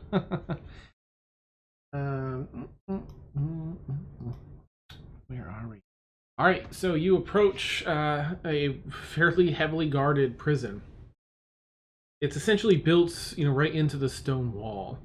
There's a number of different tiers with a stairway along the left-hand side of the cave that you go into for this. And it'll go up a tier, and then there'll be a number of closed gates that allow entry further into this prison. Each tier area, you have a rough concept of how this works. Each level is a different danger level, basically. The lower it is, the more dangerous the prisoner. There is a little building off to the side, though, that has sort sort of the administration building. So, yeah, probably head there and look in to see who's sitting behind the desk. Okay. If the first person I come across, looking at it's me again. Neat. Yeah, you come in and sorry. Tried to eat something during the break and it's all gross now. Okay. I'm like, I can't. I've got nowhere to go. Okay. So you walk in and you've brought a number of people directly here on behalf of your employers.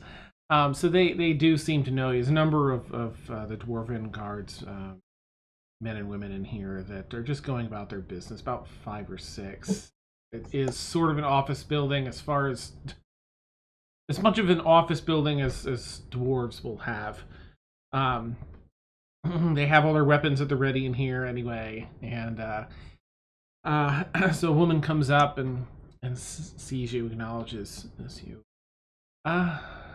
Well, welcome back, dear. Yes.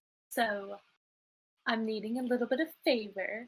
Oh, you've brought more prisoners with you. Kind of looks at... no, they're with me. Oh. But as you know, I was just back from where were we? What was the Underdark place? Shadowfell. Shadowgate. Mm-hmm. Shadowgate. Mm-hmm. And Ooh, dangerous needing place. to get some information. Yes, needing to get some information from somebody you have here. If we can keep it down on the low, I might have a present or two. And I pull out one of the small stones that were worth a lot of money that I found. Okay. Say, present for you, favor for me, some alone time with just to talk. I might be able to work something out. I suppose it depends on which prisoner you'd like to speak with.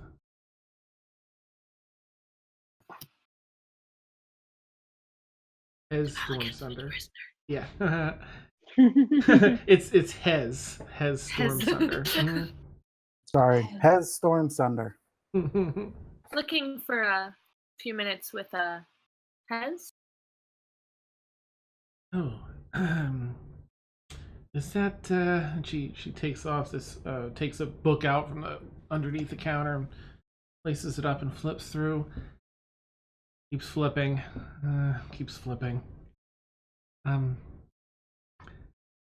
Esnerin Stormsunder. Mm-hmm. Well, naturally it couldn't be anybody simple, could it? Not with you, dear, not with you. I can arrange some time. She sort of, did you take the gem out to flash it for? Okay, she sort of looks at that. You know I bring you the best. I can arrange some time, I think. You can't be completely unguarded, and this prisoner is high profile. Are they? Yeah, on that level, yes, I suppose so. But I would say get you maybe 15 minutes with the guards outside if you want to be inside the cell with them. I might be able to have Hez moved to a meeting area where they can be manacled in place, so you can have a little more safety. Not that I think you need it, really, do you? I pull out one more gem and one more of the stones and just been like, a little less of the guards. Of course, there needs to be some, but you know, the ones who tend to be a little bit distracted. I've got the perfect 2 in mind. Yes. I can find some very uninterested guards to watch outside the door for you. If I can have him. I can have Hez in place by the time you get there. If you'd like to, leave those here. Kind of puts her hand out like this, sort of down on the desk with a little bit of room underneath.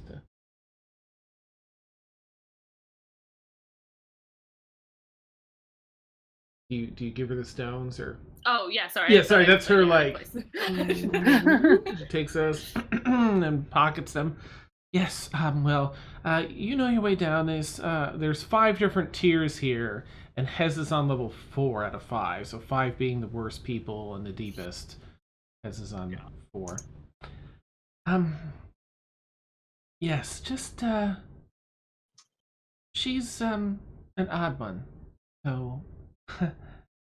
What is he in here for again? Oh, you don't. Why? A few years ago,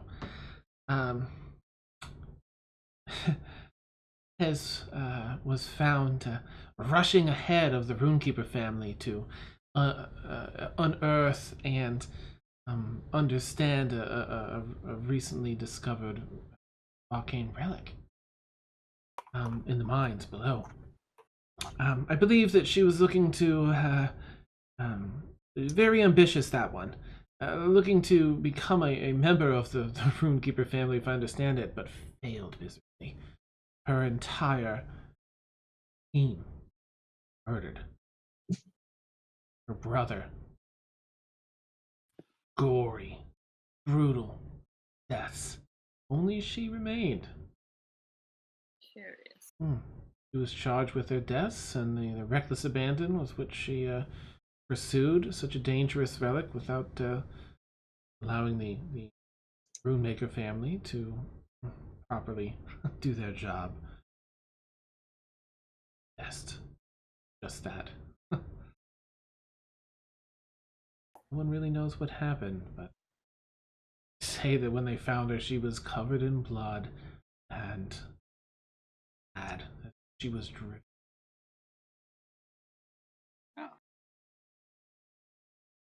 So, exercise caution. She'll be ready for you by the time we get down there. Extra happy now with her pocket full of bling. You know the way, dear. I believe. Yes. I've been here once or twice. Yes. Well, good day to the rest of you. I hope I don't see you here again soon. He snickers, everyone else. I'm sure.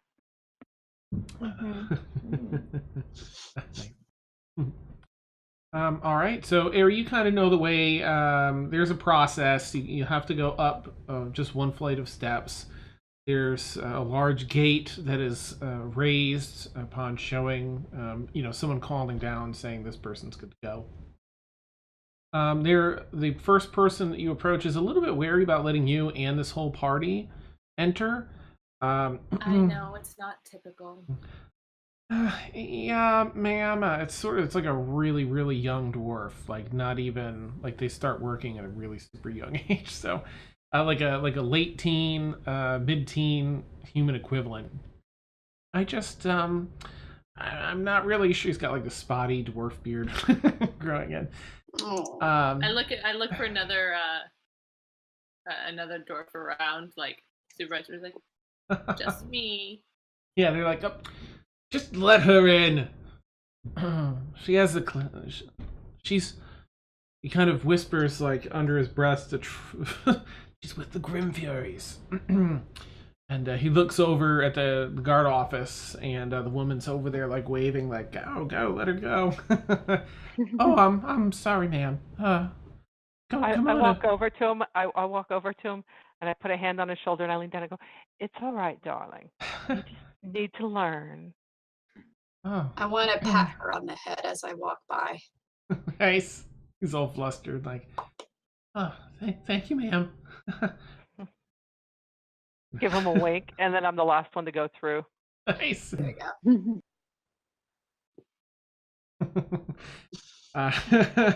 Teen dwarves. Pointedly not looking at anyone. Wait, is it a female dwarf? Male dwarf. Male dwarf, yeah. Yeah, you haven't noticed Bearded any dwarf. any yeah. No beards on any of the dwarves here anyway. The female dwarves here. So you go through this whole process of gate after gate, and you have to wait and be let in and wait and be let in, until you're finally asked to wait outside of a room with a heavy steel door, small window cut out with 5 bars across it. And you hear inside the sound of manacles and a slow shuffle, and some fresh locks being clasped shut before the guard comes out. She's all yours. You two, you watch. And these 2 guards, one of them's like half asleep, or half intoxicated. It's tough to tell. Half in the bag. And the other one's just like, ooh, a butterfly, really just sort of a space cadet. Like, they're like, oh yeah. They both sit down in their chairs. One kind of closes his eyes and rests his head back, and the other one is just like watching a bug crawl down the hallway.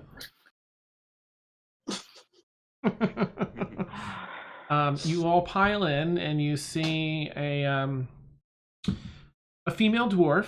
She's maybe like mid-40s in human appearance, coal black hair with these bright, like a cobalt blue eyes, manacled to there's no table, but she's in a chair. There's a number of chairs opposite her, 3 chairs opposite her, and just a big basically an arched piece of steel in the stone of the floor that her chains run through, manacles on the legs and the hands. And she looks up. Hello. So I take my book out and I just hold it across my chest and I look at Demalcus. I've done my part. And really quickly, as we walk in, I make my right hand turn into the psychic claws, and I'm just gonna try and hide it in my Nice. my jacket. Okay. You're all here to see me. Aren't you a lucky girl? I'm just kind of like back up against the wall, just observing. I'm standing right next to Paxil, just looking at Demalcus, being like, Sort of I'm looking sitting in for a chair at the table. Malagus will step forward towards Hez, introduce himself. Oh, Hello, Miss Storm Summer. I'm Malagus, of the Arcana from Shadowgate. These are my companions. We heard that you were someone to contact in case of need of protection from magical scrying. Hez, that's me. You are here to see me. Yes. Magic. I used to work magic. I can do that. Are you all really Insight check. here? Yeah, go ahead. I want to make sure she can actually really do that. Are you all really here? I'm gonna walk up to her shoulder and just tighten the claw on there and say, yes, we're really there, and just give her the tiniest bit of a Oh, this is pinch, so psychic exciting. pinch. Nice. Yes. What was the insight roll? 11. Yeah, 11. She seems to certainly believe it. Right. I Valken looks a little bit like, Oh, what on earth are you? He looks at Valken. Narakokra, and Oh, I don't really know why I'm here. me either. Well, why? But magic. Yes, I haven't had real visitors in quite a while. Just imaginary ones. And she's sort of, working with her manacles and sort of being a little restless with them. But yes, I can do what you seek, I think, and but who are you? Do I know you? You may be familiar with my mentor, Yazir of the Arcane Shadow Yes. Gang. Yazir. Yes, I know him. Yes. Well, if he sent you, then I may be able to help. I'm actually quite gifted in the arcane arts, construction and deconstruction and study, and oh, it's been so long. And she And oh, good. no, go ahead. Go ahead. She's just, you do see her sort of eyeing Aerie, the book in front, Aerie's clasping in front of her, and just Aerie's general location every so often. But she's trying to kind of stay focused. Like it's like a kid in front of a TV, and she's trying to watch Demalagus, but she's like, I can't resist the pull. So then, what? I can't. You can you be more specific, please? Yes, of course. We find ourselves in a rather unique situation.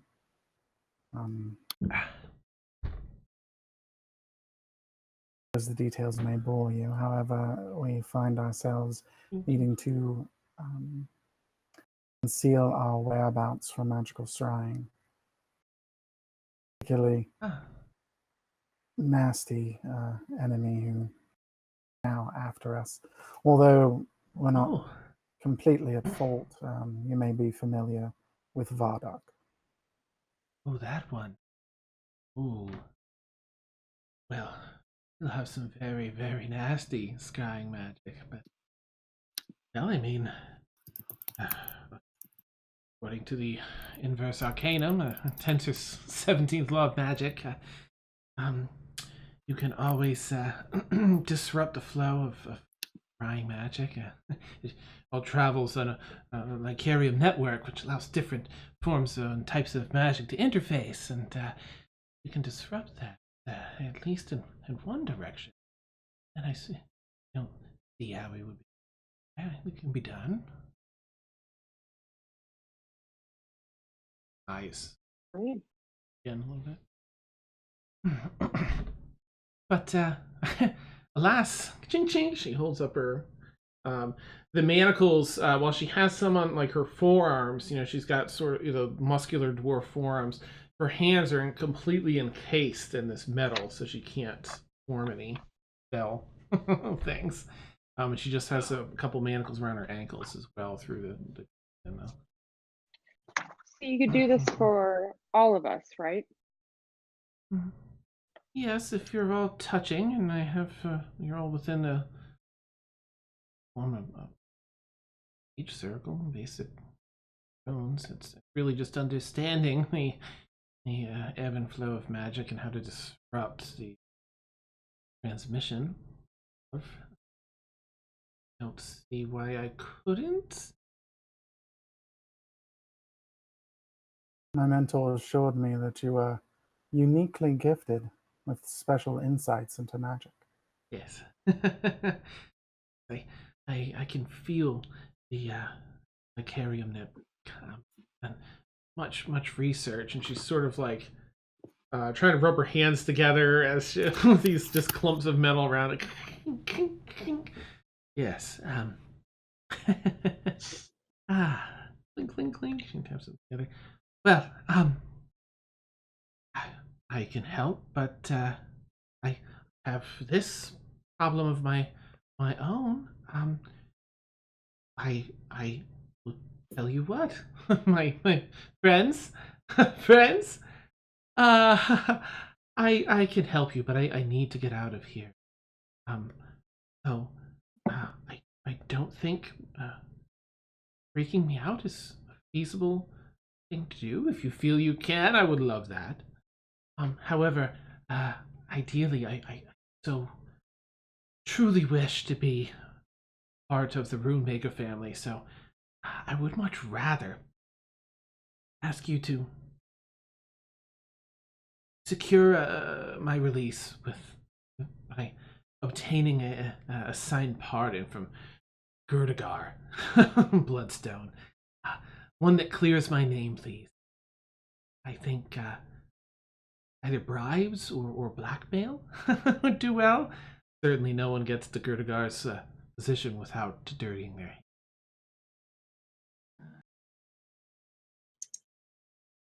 And that's who again? The Dark. Gerdagar Bloodstone is one of the secondary house leaders, and he's in charge of essentially the prison, the constabulary force.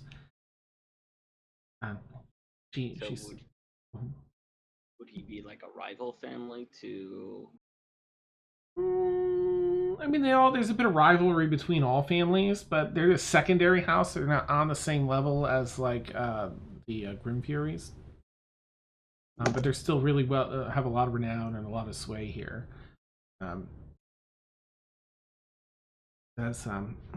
She's sort of twisting her arms funny for a minute. I heard rumors in here, rumors that say, let's say that bribes pass through Gerdagar's hands quite often related to the fate of prisoners. That might be a good starting. You're looking to blackmail, or at least he likely takes bribes if you wish to go that route. And in a matter of like a second or two, clink, the manacles drop off her hands on the floor. Oh, I was just about to ask. I wanted to see what she was doing with her hand. Yeah. What she's doing. Did What did she just pick her own? Yeah, do I know how she did that? You can do like a perception check to see. I mean, since you were sort of watching. I get closer with the book. She sits upright and looks. Oh, my aching fingers. Oh, so much better. Oh, this will be our secret, yes. Ooh. There are little flames sparking in my eyes right now as I'm watching her. Just nice. Kind of. I'm kind of preparing just in case it's bubbling up. Perfect. Can I cast Zone of Truth? You can certainly go for it, yeah.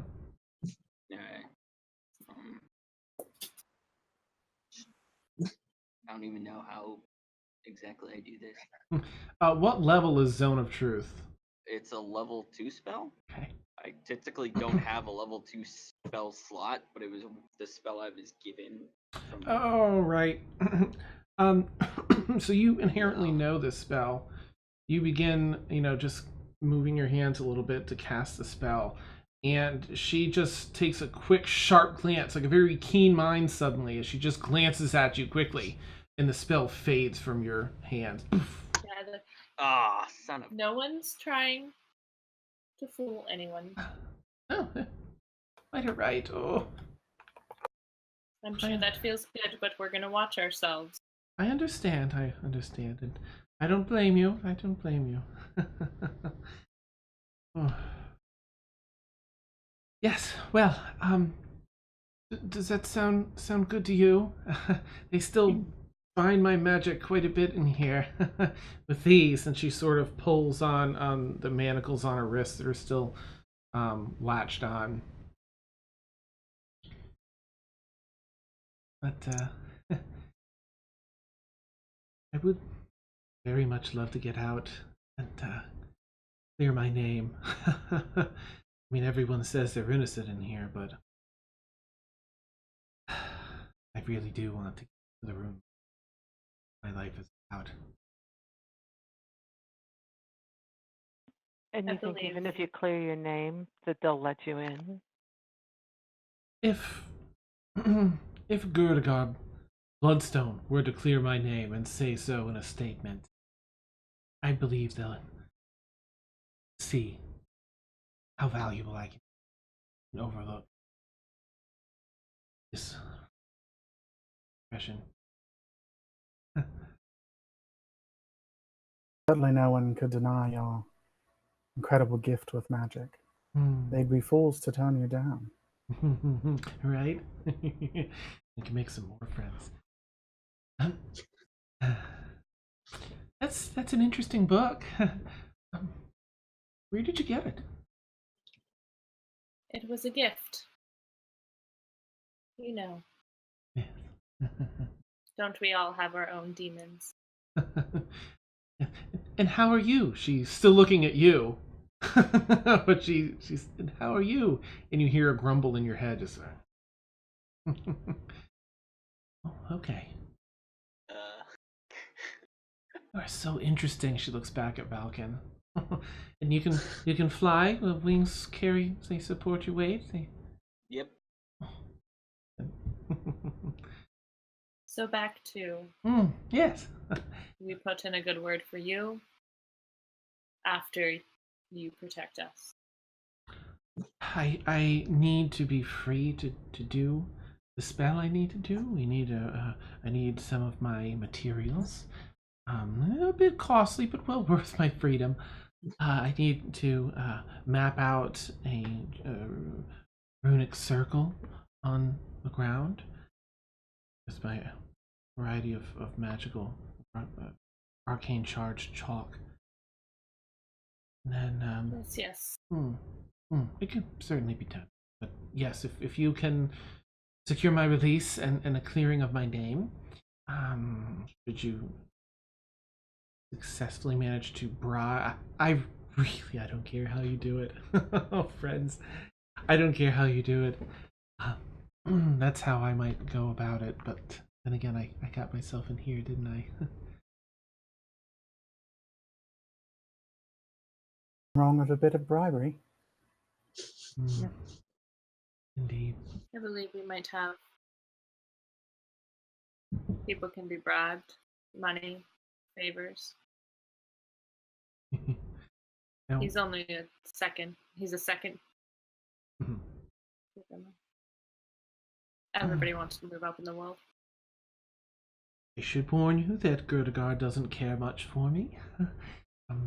He asked me to perform a number of things that would benefit him using my. And I refused. I don't wish to be used in such manner.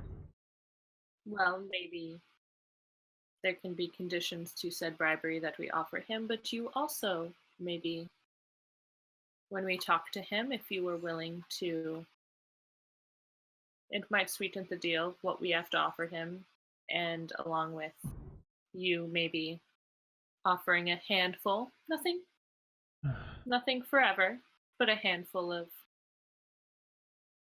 IOUs per se. Oh, go ahead, make a persuasion check if you would. Oh, I really don't like him.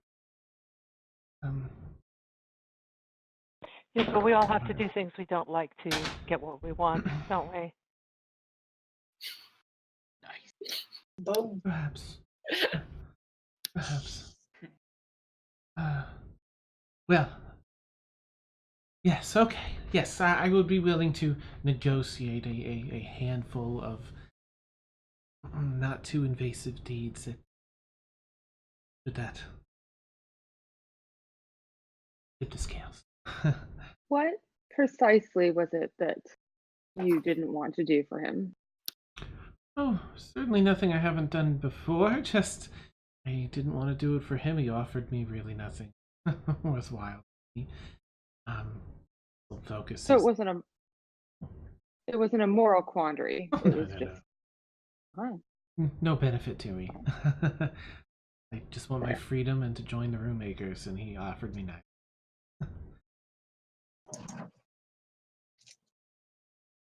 All right. Well, so you're just gonna sit in here with no shackles, just wait for us? When you're ready to go, I'll put them back on. And Tweedledee and Tweedledum out there will come and get me, no doubt, and bring me back to my cell. Is he? Would we know? Would he most likely be here right now?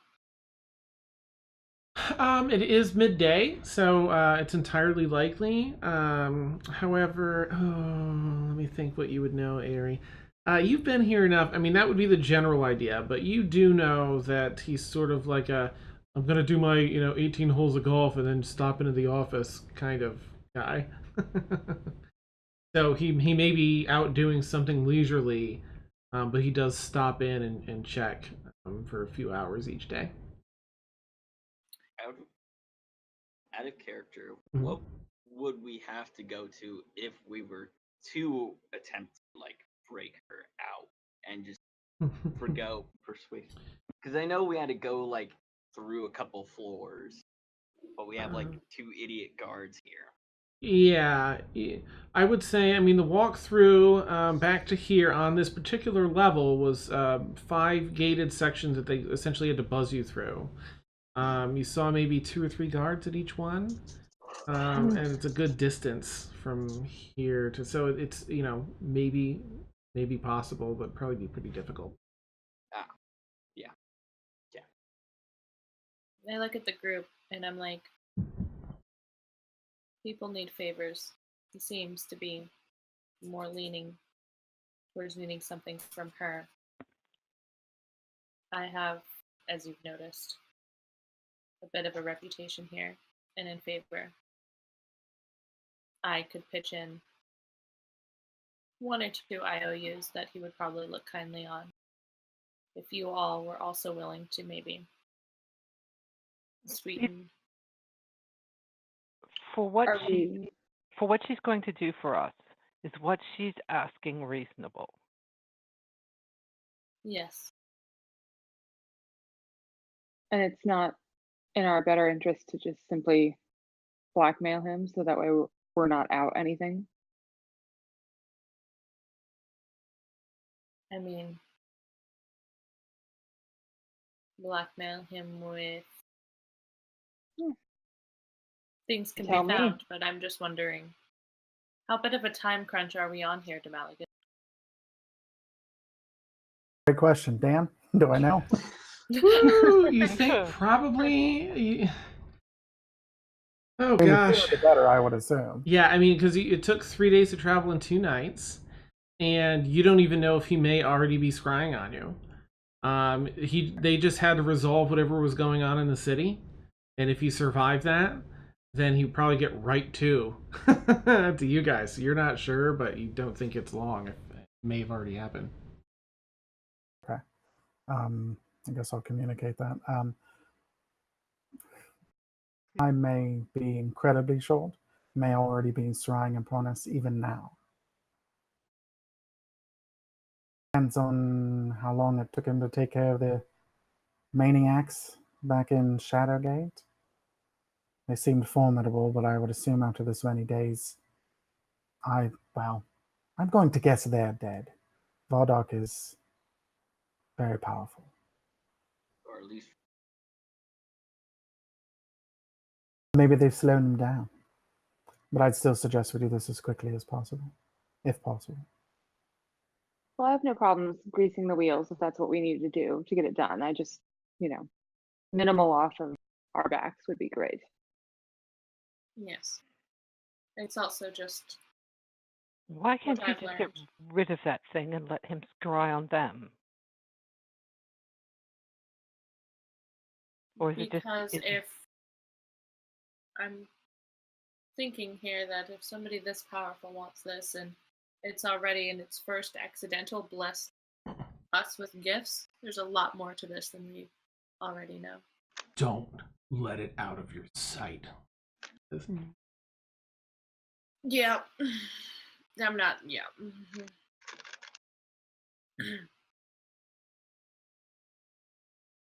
All right. Well, I mean, you're asking us to take on a pretty... We've already put ourselves quite at risk for you. Oh, I don't believe this is for me. And what am I think getting this out of is this? mutual Why can't I just walk destruction away? here. So, Because I'm pretty sure he knows that you know where I am, so I don't think he would let you just walk away. We're kind of in this for the fact that from Demalagus, guilty by association. Yes, we're all touched by the relic, and Vardock would have a vested interest in, well, capturing and then probably torturing, pulling our souls I didn't apart with magic inactivate and then this thing. eating our brains. So Of all the gin joints in all the world, I had to walk into that one. yes, ideally wish none of you had been there. Well, it's just coin, right? We spend some coin and we make some coin. I mean, the sooner we get this dealt with, the sooner we can go find these stupid eggs and make 2,000 gold. Let's get it done. Yes, let's. Yes, please. Wonderful. You better be able to do what you said you can. Oh, yes. Yes. Because otherwise you're going to start traveling with us. Ooh, that would be fun. Yes, Would. wouldn't it?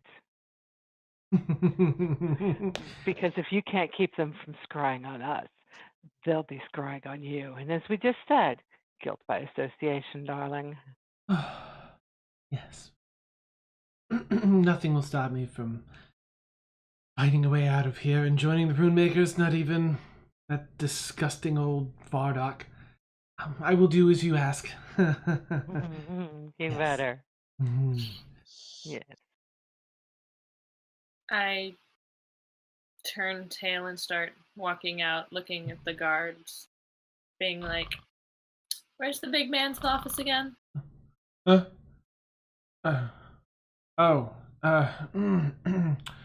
think it's out behind the administration building. Like top floor. Yeah, building behind. Yep. You stay here. We'll be back.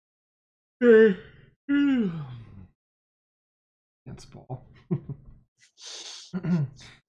She puts the things back on, the iron mittens back on. Clank hammers down. Well, very well. I hope to see you soon, friends. Hope to see you soon. You too, she says, to looking at Aerie. Pleasure to meet you, Miss Stone Sunder. Fine. Real friends, real people. I'll be walking swiftly out of here. I'm scared. I walk out a little bit hurriedly, being weirded out by her, especially by her interest in me. Nice. All right, you guys make it back out, into the hallway where, one of the guys, you're done. The other one's still just sort of absent-mindedly looking around, kind of looks at you guys. Oh, what can we help you with? The other one's like, they're here to... If you're all done, we can bring you back up front. With the other card, like, scared with this guy. We need to have a word with the boss man. All right. Kind of shrugs at you and like walks, and leads you guys back out, at least as far as they're going, up to the next gate, and then you get buzzed through all those. You head back out. You go down the stairwell. You see behind the administrative building is another sort of wall of buildings. It's a little small street behind the administrative building, and then other ones. You kind of recognize one is very official looking, related to this, and has that house crest, bloodstone. So, yeah, go in there. Unless there's anything you want to check out here before. So we're past the administrator. We're at his office. Yeah, you're sort of standing outside the building with the bloodstone symbol on. So I look at them and. Ari, what kind of a reputation does this bloodstone have around here? I mean, we know what Has told us. What do you know? Nice, Ari. He's ornery. He's has a very black and white sense of justice, but doesn't.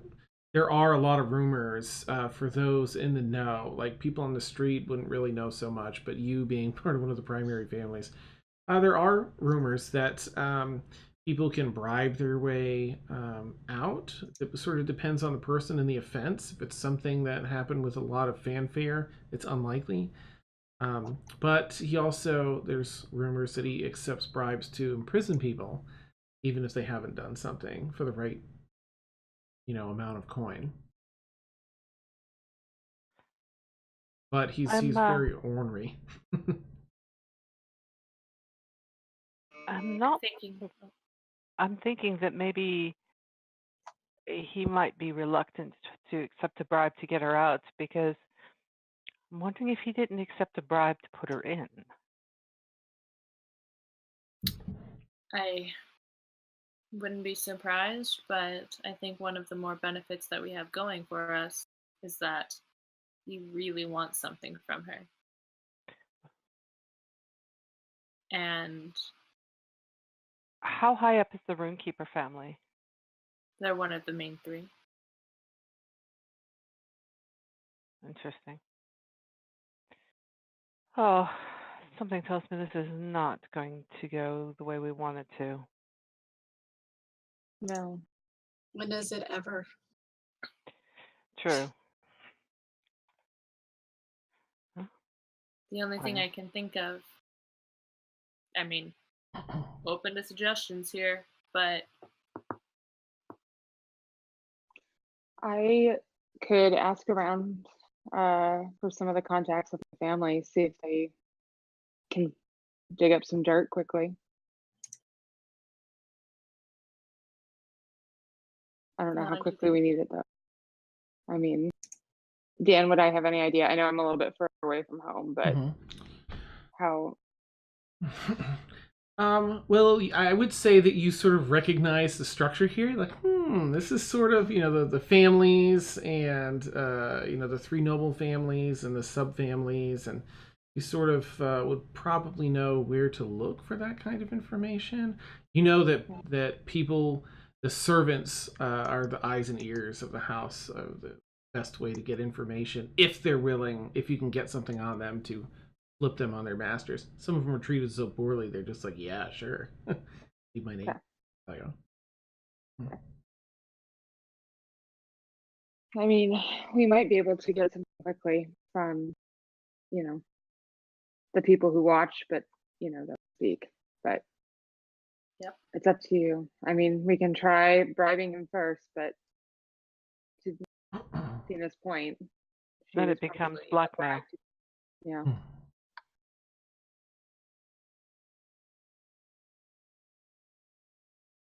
Might as well give it a shot.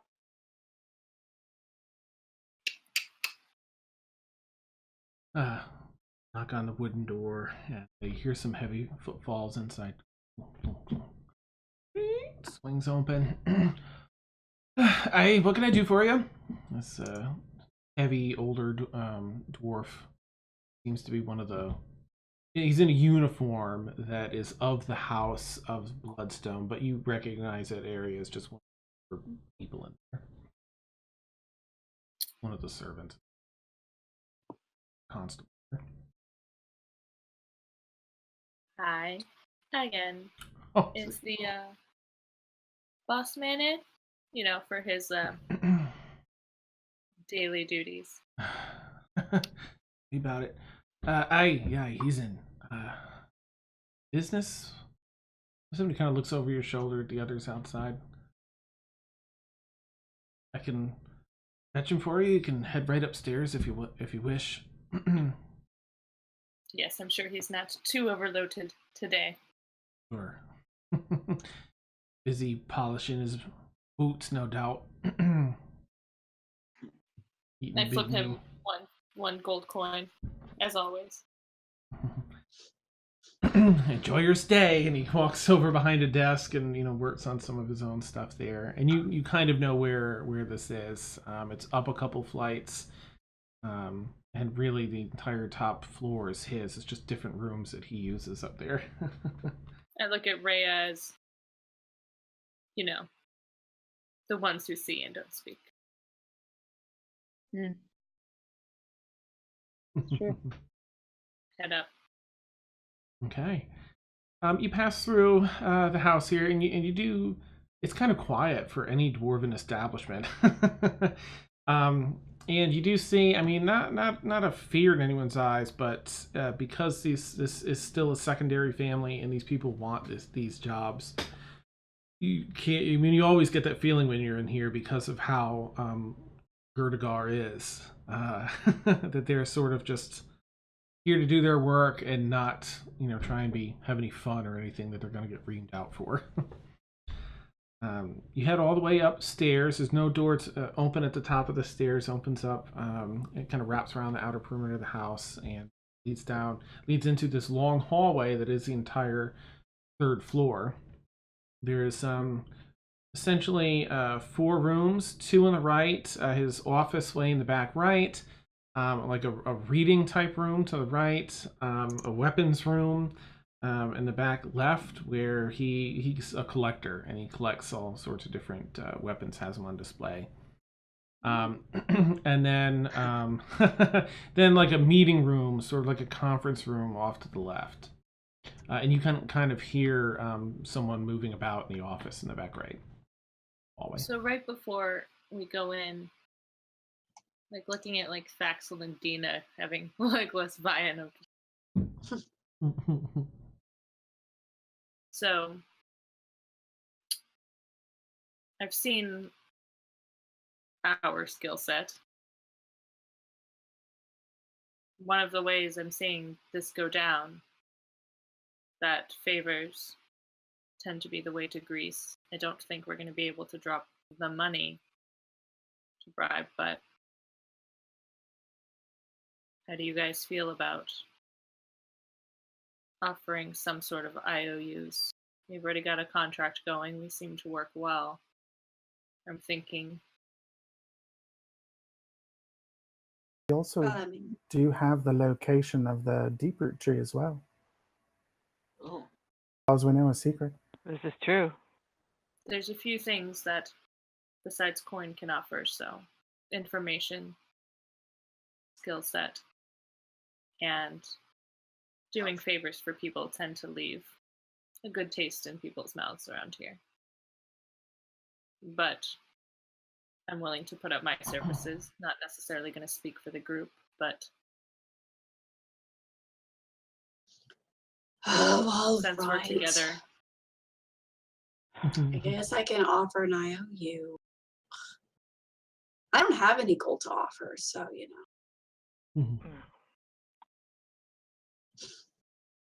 IOU. Mm-hmm. It's not like I've done it before. I haven't done it before. And you? Valkyrie. I guess I'll have to do It's that. just full of experiences. Yes.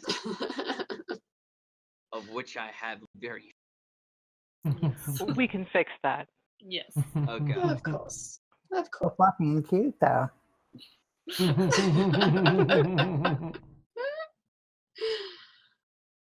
Right. Let's try. Knock. Knock, knock, knock.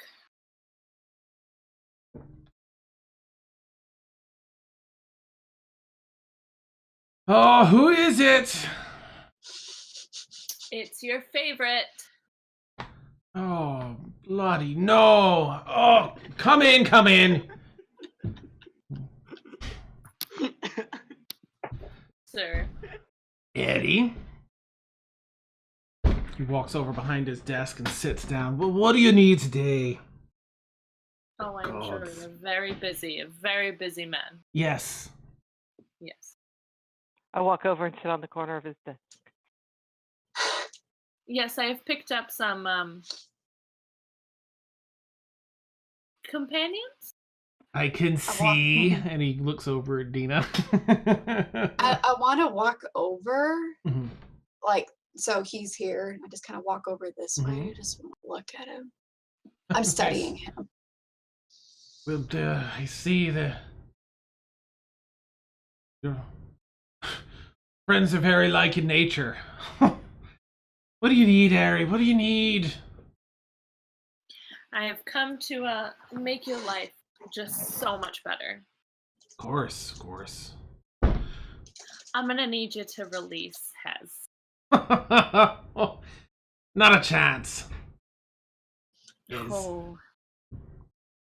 What do you need Hez for? Probably a few things that you wanted Hez for. Which? Right. Still can't let her go. Aw, why not?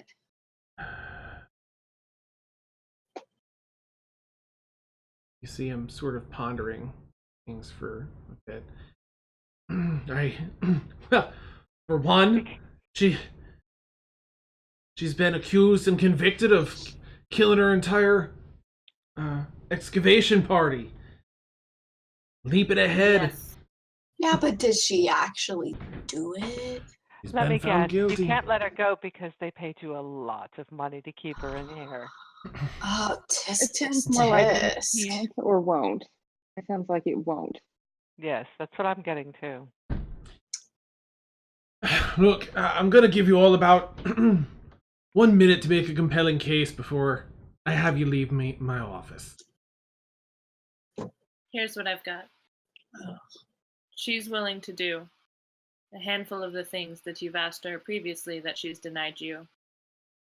You know what I can do. A favor from me can kind of go a long way. And just to sweeten the deal, I've brought some friends who are good to know that may are also come in handy for somebody like you working your way up, running such a busy place, can't leave very often. Make a persuasion check if you would.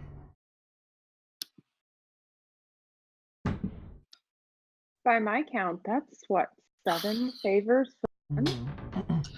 That's quite a Thinks about lot. it.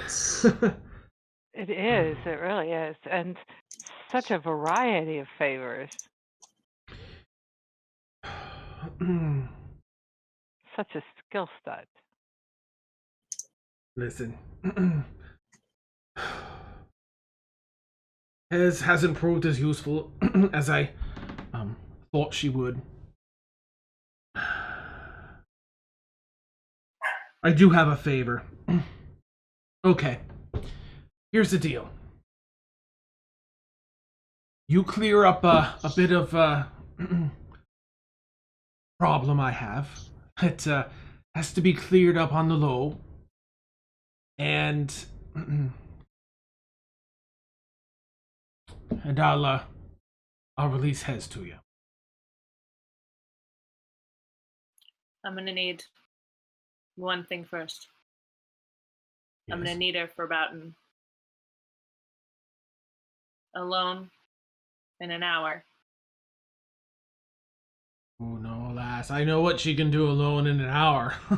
Well, how long would when she was That's- taking like the spell she needed? I was Yeah. assuming like Yeah, it's about an hour.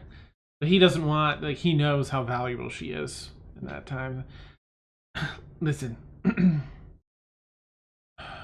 There's a wee bit of a riot that's broken out.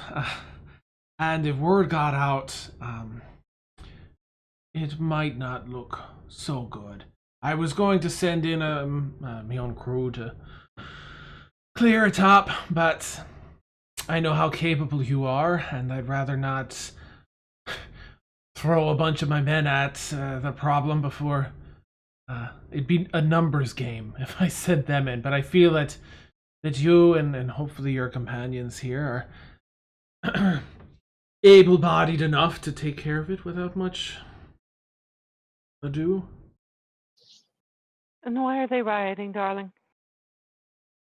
Well, it's in the cafeteria on the 5th floor. I said why. Why? Well, there's a bit of a rabble-rouser that runs most of the 5th floor, so he thinks. And he took it upon himself to start this riot He's making demands and other things of us, outrageous demands. Yeah, yeah, like decent food, I'm sure.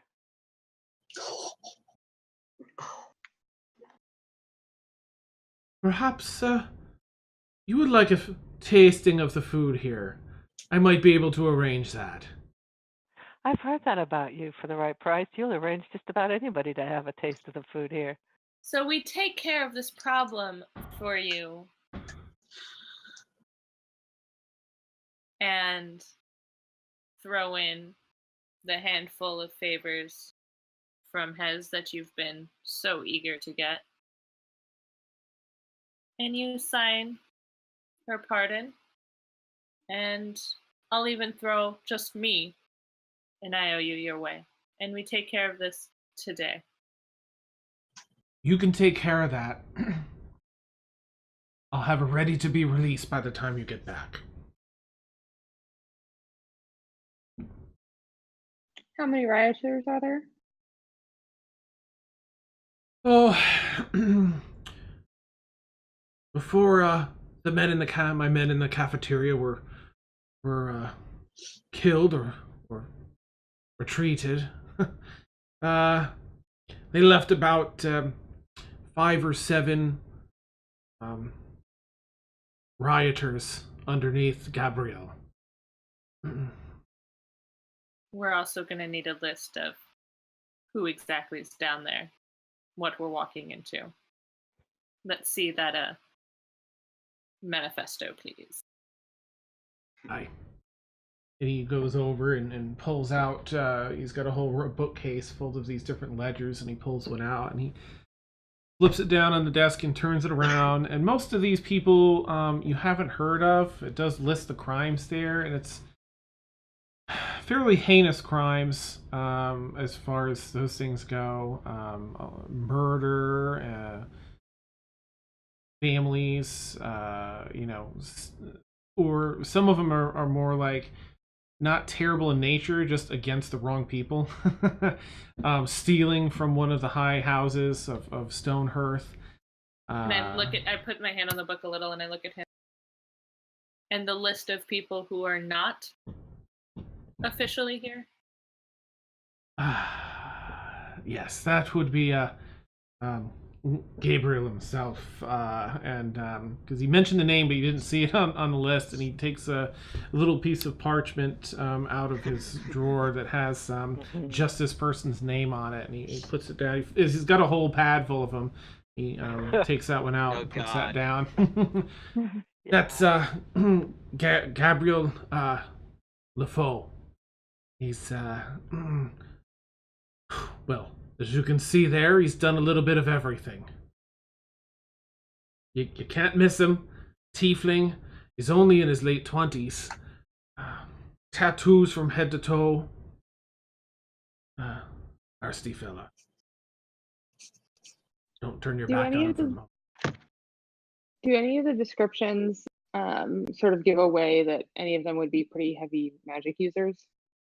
I was just about to ask, is there any type of anti-magic protections, traps, that kind of things down there?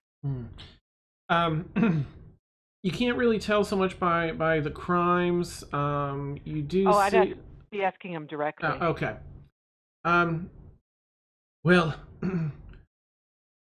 we do have anti-magic manacles. However, we usually have to implement further restrictions, as the manacles can only prevent basically spells of higher than level 2 can't be cast, but 1, 2, and cantrips can. Yeah, we've seen how well those work. I'm assuming that's what she got out of. The manacles on her wrist were sort of for those. She's sort of an exception, but Okay. He does say they do have those iron mittens for all the magic users. Okay. So Gabrielle is the one that we're going to take care of, right? Or who was Gabrielle? Yes, if you take care of Gabrielle however you see fit. Oh. Then the rest will fall in line, for sure. Oh. Are the further precautions preventative of everyone from using magic, or is it just No, just No, the prisoners. glyphs, Okay. no glyphs, no hidden little surprises if somebody steps in the wrong Oh, we place. would be provided the blueprints. anti-magic goop? Right. Just yeah. No, there's a different section where they're housed that has much more in the way of protection. The cafeteria is way in the back. There's no way for them to escape from the cafeteria. And so the precautions are usually enough there. All right. Would they have acquired arms, possibly, at this point? They may have taken loose some of the arms from the boys and girls that So they're armed.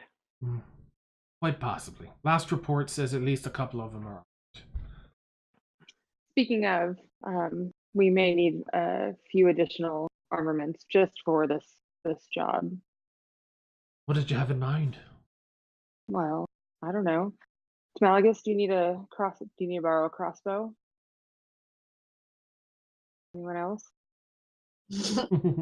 I just bought one. Oh, you did? Oh, I thought you hadn't bought it yet. No, I just bought one. Nice. Well, we can say you haven't bought it yet too if you want, because we skipped the No, role that's plan. fine. We can retcon it. Okay. Yeah, it's fine. I'm not gonna try to weasel anything out of them. But while I'm talking, I might as well say what I was thinking before was, so it seems like we're just gonna kill this guy, right? Is that what everybody else got on that? Okay, just make Yeah. it. Oh, That's yeah. all. Oh, yeah. Let's do it. Do I recognize the name of Gabriel LaFoe? And is it Gabrielle or is it Gabriel? I think it's Gabriel because he's a dude. Hey, bro. Yeah, Gabriel? it's Gabriel. This guy just can't land on an accent, so we keep saying it both ways. Right. Know Do I that rec- feeling. Do I recognize the name or the description? No, nope. Nope. Okay. Yeah, the tiefling makes you raise an eyebrow, but this guy seems to have been there for a bit. Ooh, I think I would need a dagger. I was actually going to ask for a couple myself. Yeah, I would like a nice shiny dagger, please. I really don't like being separated from my weapons. Do you want this taken care of? Yes, all right. Just wait a minute. And he goes, he steps out of the room across the hall and comes back with nothing particularly powerful, but fairly, definitely well-crafted daggers, 3. And they have sort of a cool aesthetic to them. They're not your standard, like, I bought this at a garage sale. They look pretty sharp, nice. The hilt is really nice. The blade has very fine edge and a little sort of a filigree type design that holds the blade to the. Are they all 3 identical? Mm-hmm. Okay. I can part with these 3, and he holds the 2 that Ray asked for, I think, right, and 1 to Axel. Thank you, dear. Thank you. Would you You're happen? so kind. Would you happen to have any throwing darts? I think I've got some loose ones somewhere. Just a handful, though. 5 or 6. Good enough for me. Yeah. He rummages through some drawers and picks a couple out here. It's like junk drawers that he's got them in. Here you are. He's kind of just examining you, like most of you. He hasn't seen, Rhea with the pupilless gold eyes. Dina with the the ruby scales along her face and tail, and Malagus, it's sort of like a drow but not quite a drow, and lizard folk Faxel, and of course the owl Aarakocra Falcon. He looks back at Aerie like, well, get going then. It's not going to take care of itself, right? Hold your horses, we'll get to it in a second. Good God. Is there anything else you're not telling me? No, that's it, Harry. I've got some very important business to attend to. He points back at his desk, and there's like half a loaf of bread and some meat stew sitting there on the desk. So the daggers that we just got, just so I can make a note, is it just a standard? Yeah, like an ornate dagger. It doesn't have any bolstered effect, but it would probably sell for a little more because it's nicer. Should you? Oh, so yeah. Nice dagger. Do you know how much the damage would be? I think daggers are Offhand? 1d4 plus Okay. your dex mod. If you're, either way, there'd be plus your dex mod, I think.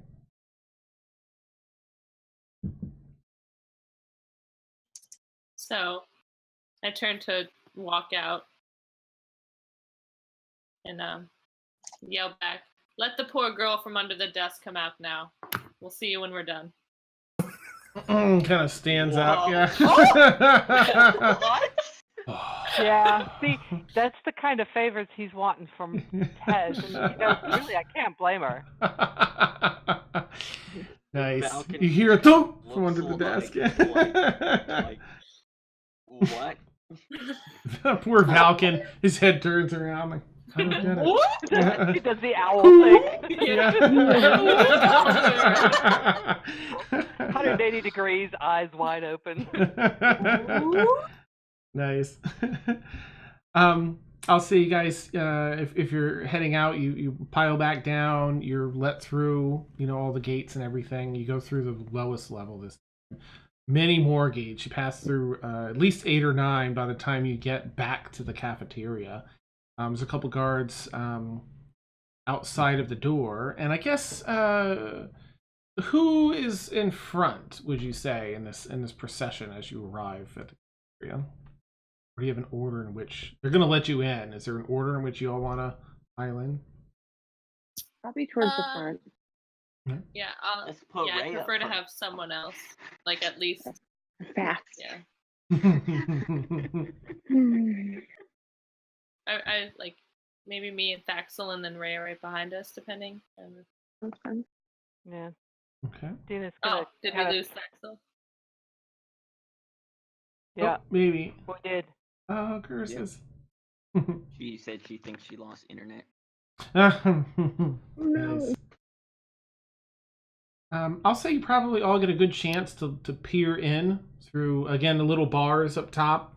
And it's a small open section with a few bars. And every so often someone comes by and rattles and spits out or something like that. But you do get a chance to kind of look through and assess the situation. I'm going to say, let's see, Dina, if you would make a perception check. I think that's probably... No. Oh, I didn't do it. Okay. Yeah, no. Perception is not my strong suit. Nice. Sorry. All right, no problem. All right, go ahead if everyone wants. Everyone else. Oh, Ray, I'll have to do that for you. Ray wants to make a perception check. What's your bonus? My bonus is +5, but I'm sorry, +6. But I do have that. I have observant feet, so it's actually. Harry got this. Nice. What does the observant feat do? Well, it gives me a passive perception and an extra +5 on top of it. Oh, right. Okay. Yep. All right, yeah. So, Aerie, Valken, and Rhea, and I think I'll just roll for Thaxel.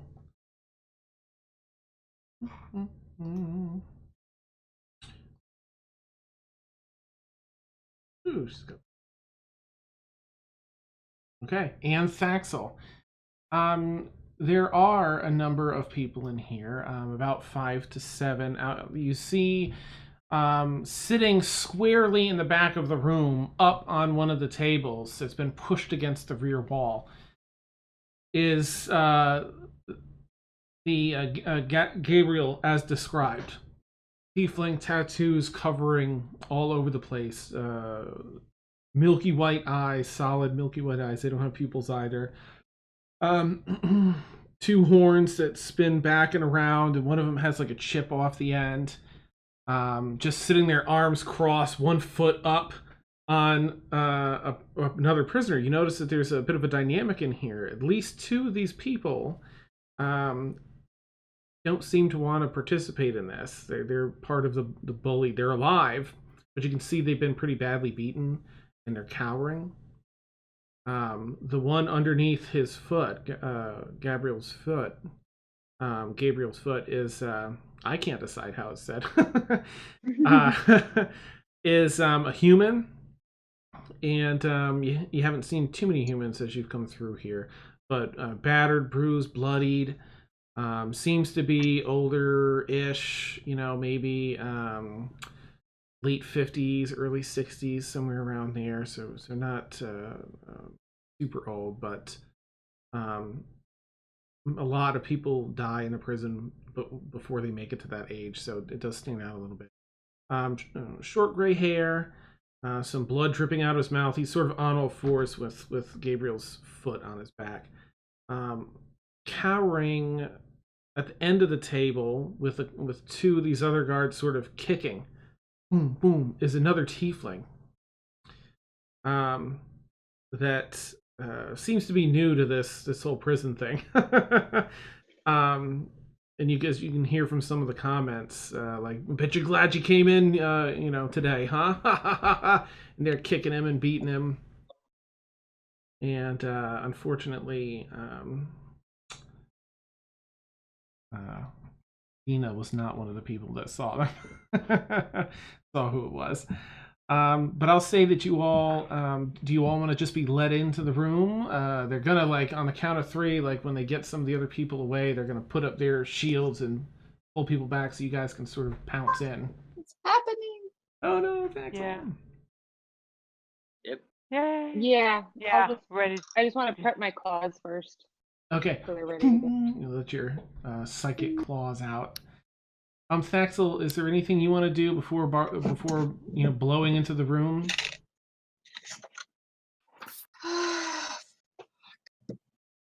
Oh, everything's not working. Well, we'll say she preps whatever she wants to prep in case she's gonna like shift on the way in or something. I just go ahead. Mm-hmm. I can see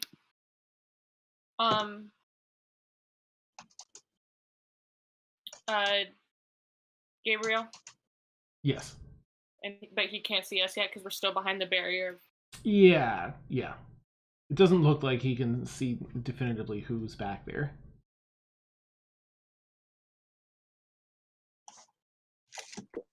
How big is this room? Oh, probably like. Yeah, how far away is he? Yeah. I have internet. Okay. Yay! God, I don't know what happened. What kind of lighting do we have in there as It's well? fairly decent lighting. Again, it seems to be one of those a place where there's an ambient light. You don't see the source; it's just lit. So it's a little bit above dim light, but not a full-on hurt your eyes light. Okay. I guess that's what I was asking, is if there were spots of dim light or darkness. Okay. It seems to be pretty just room-filling light. The room is about maybe 45, 50 feet wide and about 30, 35 feet deep. Okay. So he's within 30 feet of me? He's sitting at the back, so he's about 35 feet back. 35? Mm-hmm. Are we ready to do this? Right. Dim Allegas. Oh, yeah, and Thaxel, too. Yeah. I have a little prep to do, please. Okay. Oh, wait, yeah, sorry. I haven't even clicked my character back again. What am I meant to, por favor? I just need to cast a spell. I'm just going to cast Mage Armor. Okay. While I do, with a practice flourish, I'll take a little thread of the magic and create my little shield as well. Okay, nice. You can see the arcane energy becomes visible, and this illuminating dust just sort of falls on you and congeals into this shield, this skin-shaped shield that just kind of disappears from sight, but it's there.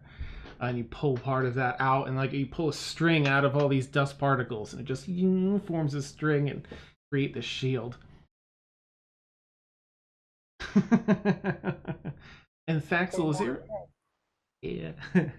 Is there anything you'd like to do to prep? Any shifting or anything else?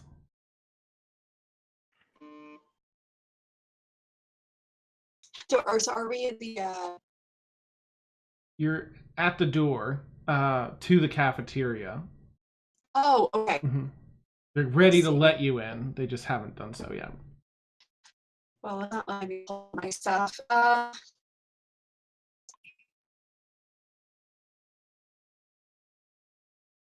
Axel turns into a robot and rushes the room. Just kidding. Yeah, I could turn into, if it'll let me, I want to turn into a bear. I think that'd be fun. Okay. It was on the character screen, so I was figured out. In the PC, it should be in the PC box to the right. Yes, it's the can't things. I'm just finished turning it. Okay. The guards sort of look at each of you and count, all right, on 3. 1, 2, 3, and they push the door open and jam, a couple of the prisoners back with their shields as all of you storm in that particular order. Was it Rhea rushes in really nimble like? Yeah. Got Ari, Valken, Dina, Demalagus with his magic ready, and Thaxel that drops down on his partially lizard folk form, shifting over to this big bear. Is it a black bear, or was it a brown bear? I think it's a brown bear, right? Oh, might have locked up again. Brown bear. Oh, thanks. I think she's frozen. Into the brown bear form. And you rush in. A bunch of the people look up like, oh! And the beaten tiefling looks up. Dita! Your Hello, contact darling. is in. and I say, hello, darling, and a shadow blade forms in my hand. Oh, nice. Yeah. Spit some blood's got his arm stretched out. And that's where we'll end tonight's session. Probably a good thing because my internet's not working. Yeah, bummer. I'm sorry. No, you're fine. You're fine. That happens. Awesome. All right, so I've already marked off that. Oh, if I cast it now, though, it won't show up for next time, though. I'll just put it in my notes. Okay. Mm-hmm. Wonder what that tiefling did to piss off. It's fresh meat, that's all. We don't know you. Great timing, getting locked down here. Awesome. Yeah, thank you so much, chat, and thank you, players, again. Amazing. I had so much fun. I hope you guys did too. Yeah. Oh, yes. Yep. Definitely. Good. Ooh, you guys are tearing up Stonehearth. This is great. I was right on the edge of just getting like really fed up with one head guy and like going and just yelling at him like, we had all these people try to kill us, and I just got out of here. You're giving us all this. Poor Falcon. The pressures of life outside of the inn. Oh, neat. Oh, you're getting this in the big, wide world. And I love Tez. That was really great. She's super cool. Oh yes. Oh, neat. Oh, good. Yes, no. Voice, She's like my favorite characterization. now. Yeah. I want to be her Yeah, friend. you're mad a little. Sweet. Perfect. Oh yeah, we're gonna have some words. Awesome. It's funny. It wasn't until we took the break, and I'm like making my coffee, and I'm like, oh, how do I want to play Hez? And I had something different in mind, and I was just, I sound like a crazy person around the house because I do that all day, like trying different voices and characters and stuff. And I'm like, oh, that sounds good. I think it'd be great if she, given all that went down, if she was just a little crazy to her, but a lot crazy to everyone else. Girl, I know. definitely No, Fruit that was Loop. perfect. Harry's just thinking that, like, oh my god, this is my future. Nice. Awesome. I'm looking at Hez going, I'd have been telling him no too, and I really feel kind of uncomfortable about promising service. She'll perform services for you, at least a few. Well, I mean, No. it's one thing to promise them on your own behalf. It's another thing to do it for somebody else. Yeah. Evil. Nice. Yeah. Nice. That was a nice touch. That definitely caught me off guard. You're like, tell that girl to get up under the desk. And Yeah, oh, that snap! That was great. Like when you started mentioning them, like I'm not exactly sure if it's going to pertain to that or it has to do with the fact that she has magic power. Yeah, it's more the magic thing, Yeah. but like, Yeah. guards are the worst. People who own prisons are the worst. Yes. So- Yes. Awesome. Can we accidentally kill him? Or not so accidentally. Maybe. I wouldn't be opposed. We're evil, guys. Oops, We're evil. we can slipped. do what we want. Right? Slip. After we get what we Well, want. I mean, we're not all Yeah. chaotic evil as far as I know. Yeah. I think, yeah. Not no, all. I think.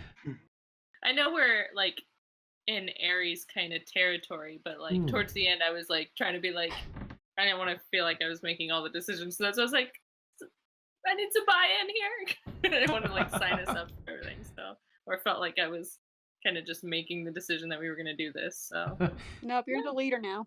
Yeah. At least while just we're while down we're in here. Stonehearth. Just while we're in Yes. Stonehearth. Just while we're in Stonehearth. Yeah, Yeah, you- we had a pre-chat. We were all on the same page. Yeah. Yeah. Oh. This, that was a this good is your time for a turn. character to shine. Yep. Yeah. This See, is your there you turn. go. Oh, there's so much fun stuff around the corner too. I can't wait to see what you guys pursue and Oh, how we're you gonna have tackle some everything. fun. Oh, I can't wait. Episode 5 already. That's fantastic. I was writing it up and like, wow. Doesn't feel like it's been that yet. It's just one exciting journey. So exciting. Yeah. Awesome. Oh, yeah, the notebook. Nice, Randy. Oh yeah. If Sweet. you ever forget anything, let me know. I've got it all written down. Ah, amazing. Yeah, I've got a page and a half easy. Oh, nice. Yeah, I started writing in an old D&D notebook, so good. Yes. Yeah. Yeah, this is all my campaigns. I do notes. Wow. Yep. Amazing. Notes. Oh, geez, look at that. And that's so Awesome. great because I will. Oh, good, Randy. Sorry. Oh no, I was just saying it's so useful. Yeah. Oh yeah. Have the Oh, for notes. sure.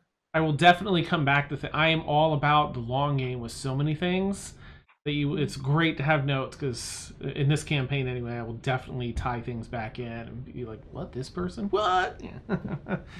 I need to find a better way to organize them, but Oh, yeah. So I need to go because I have to be up. Oh in the morning. yeah. Yeah. Let's head out. Have a great night, everyone. Thanks Oh, everybody for good making night. it. Yeah, you guys Bye, guys. rock. Bye.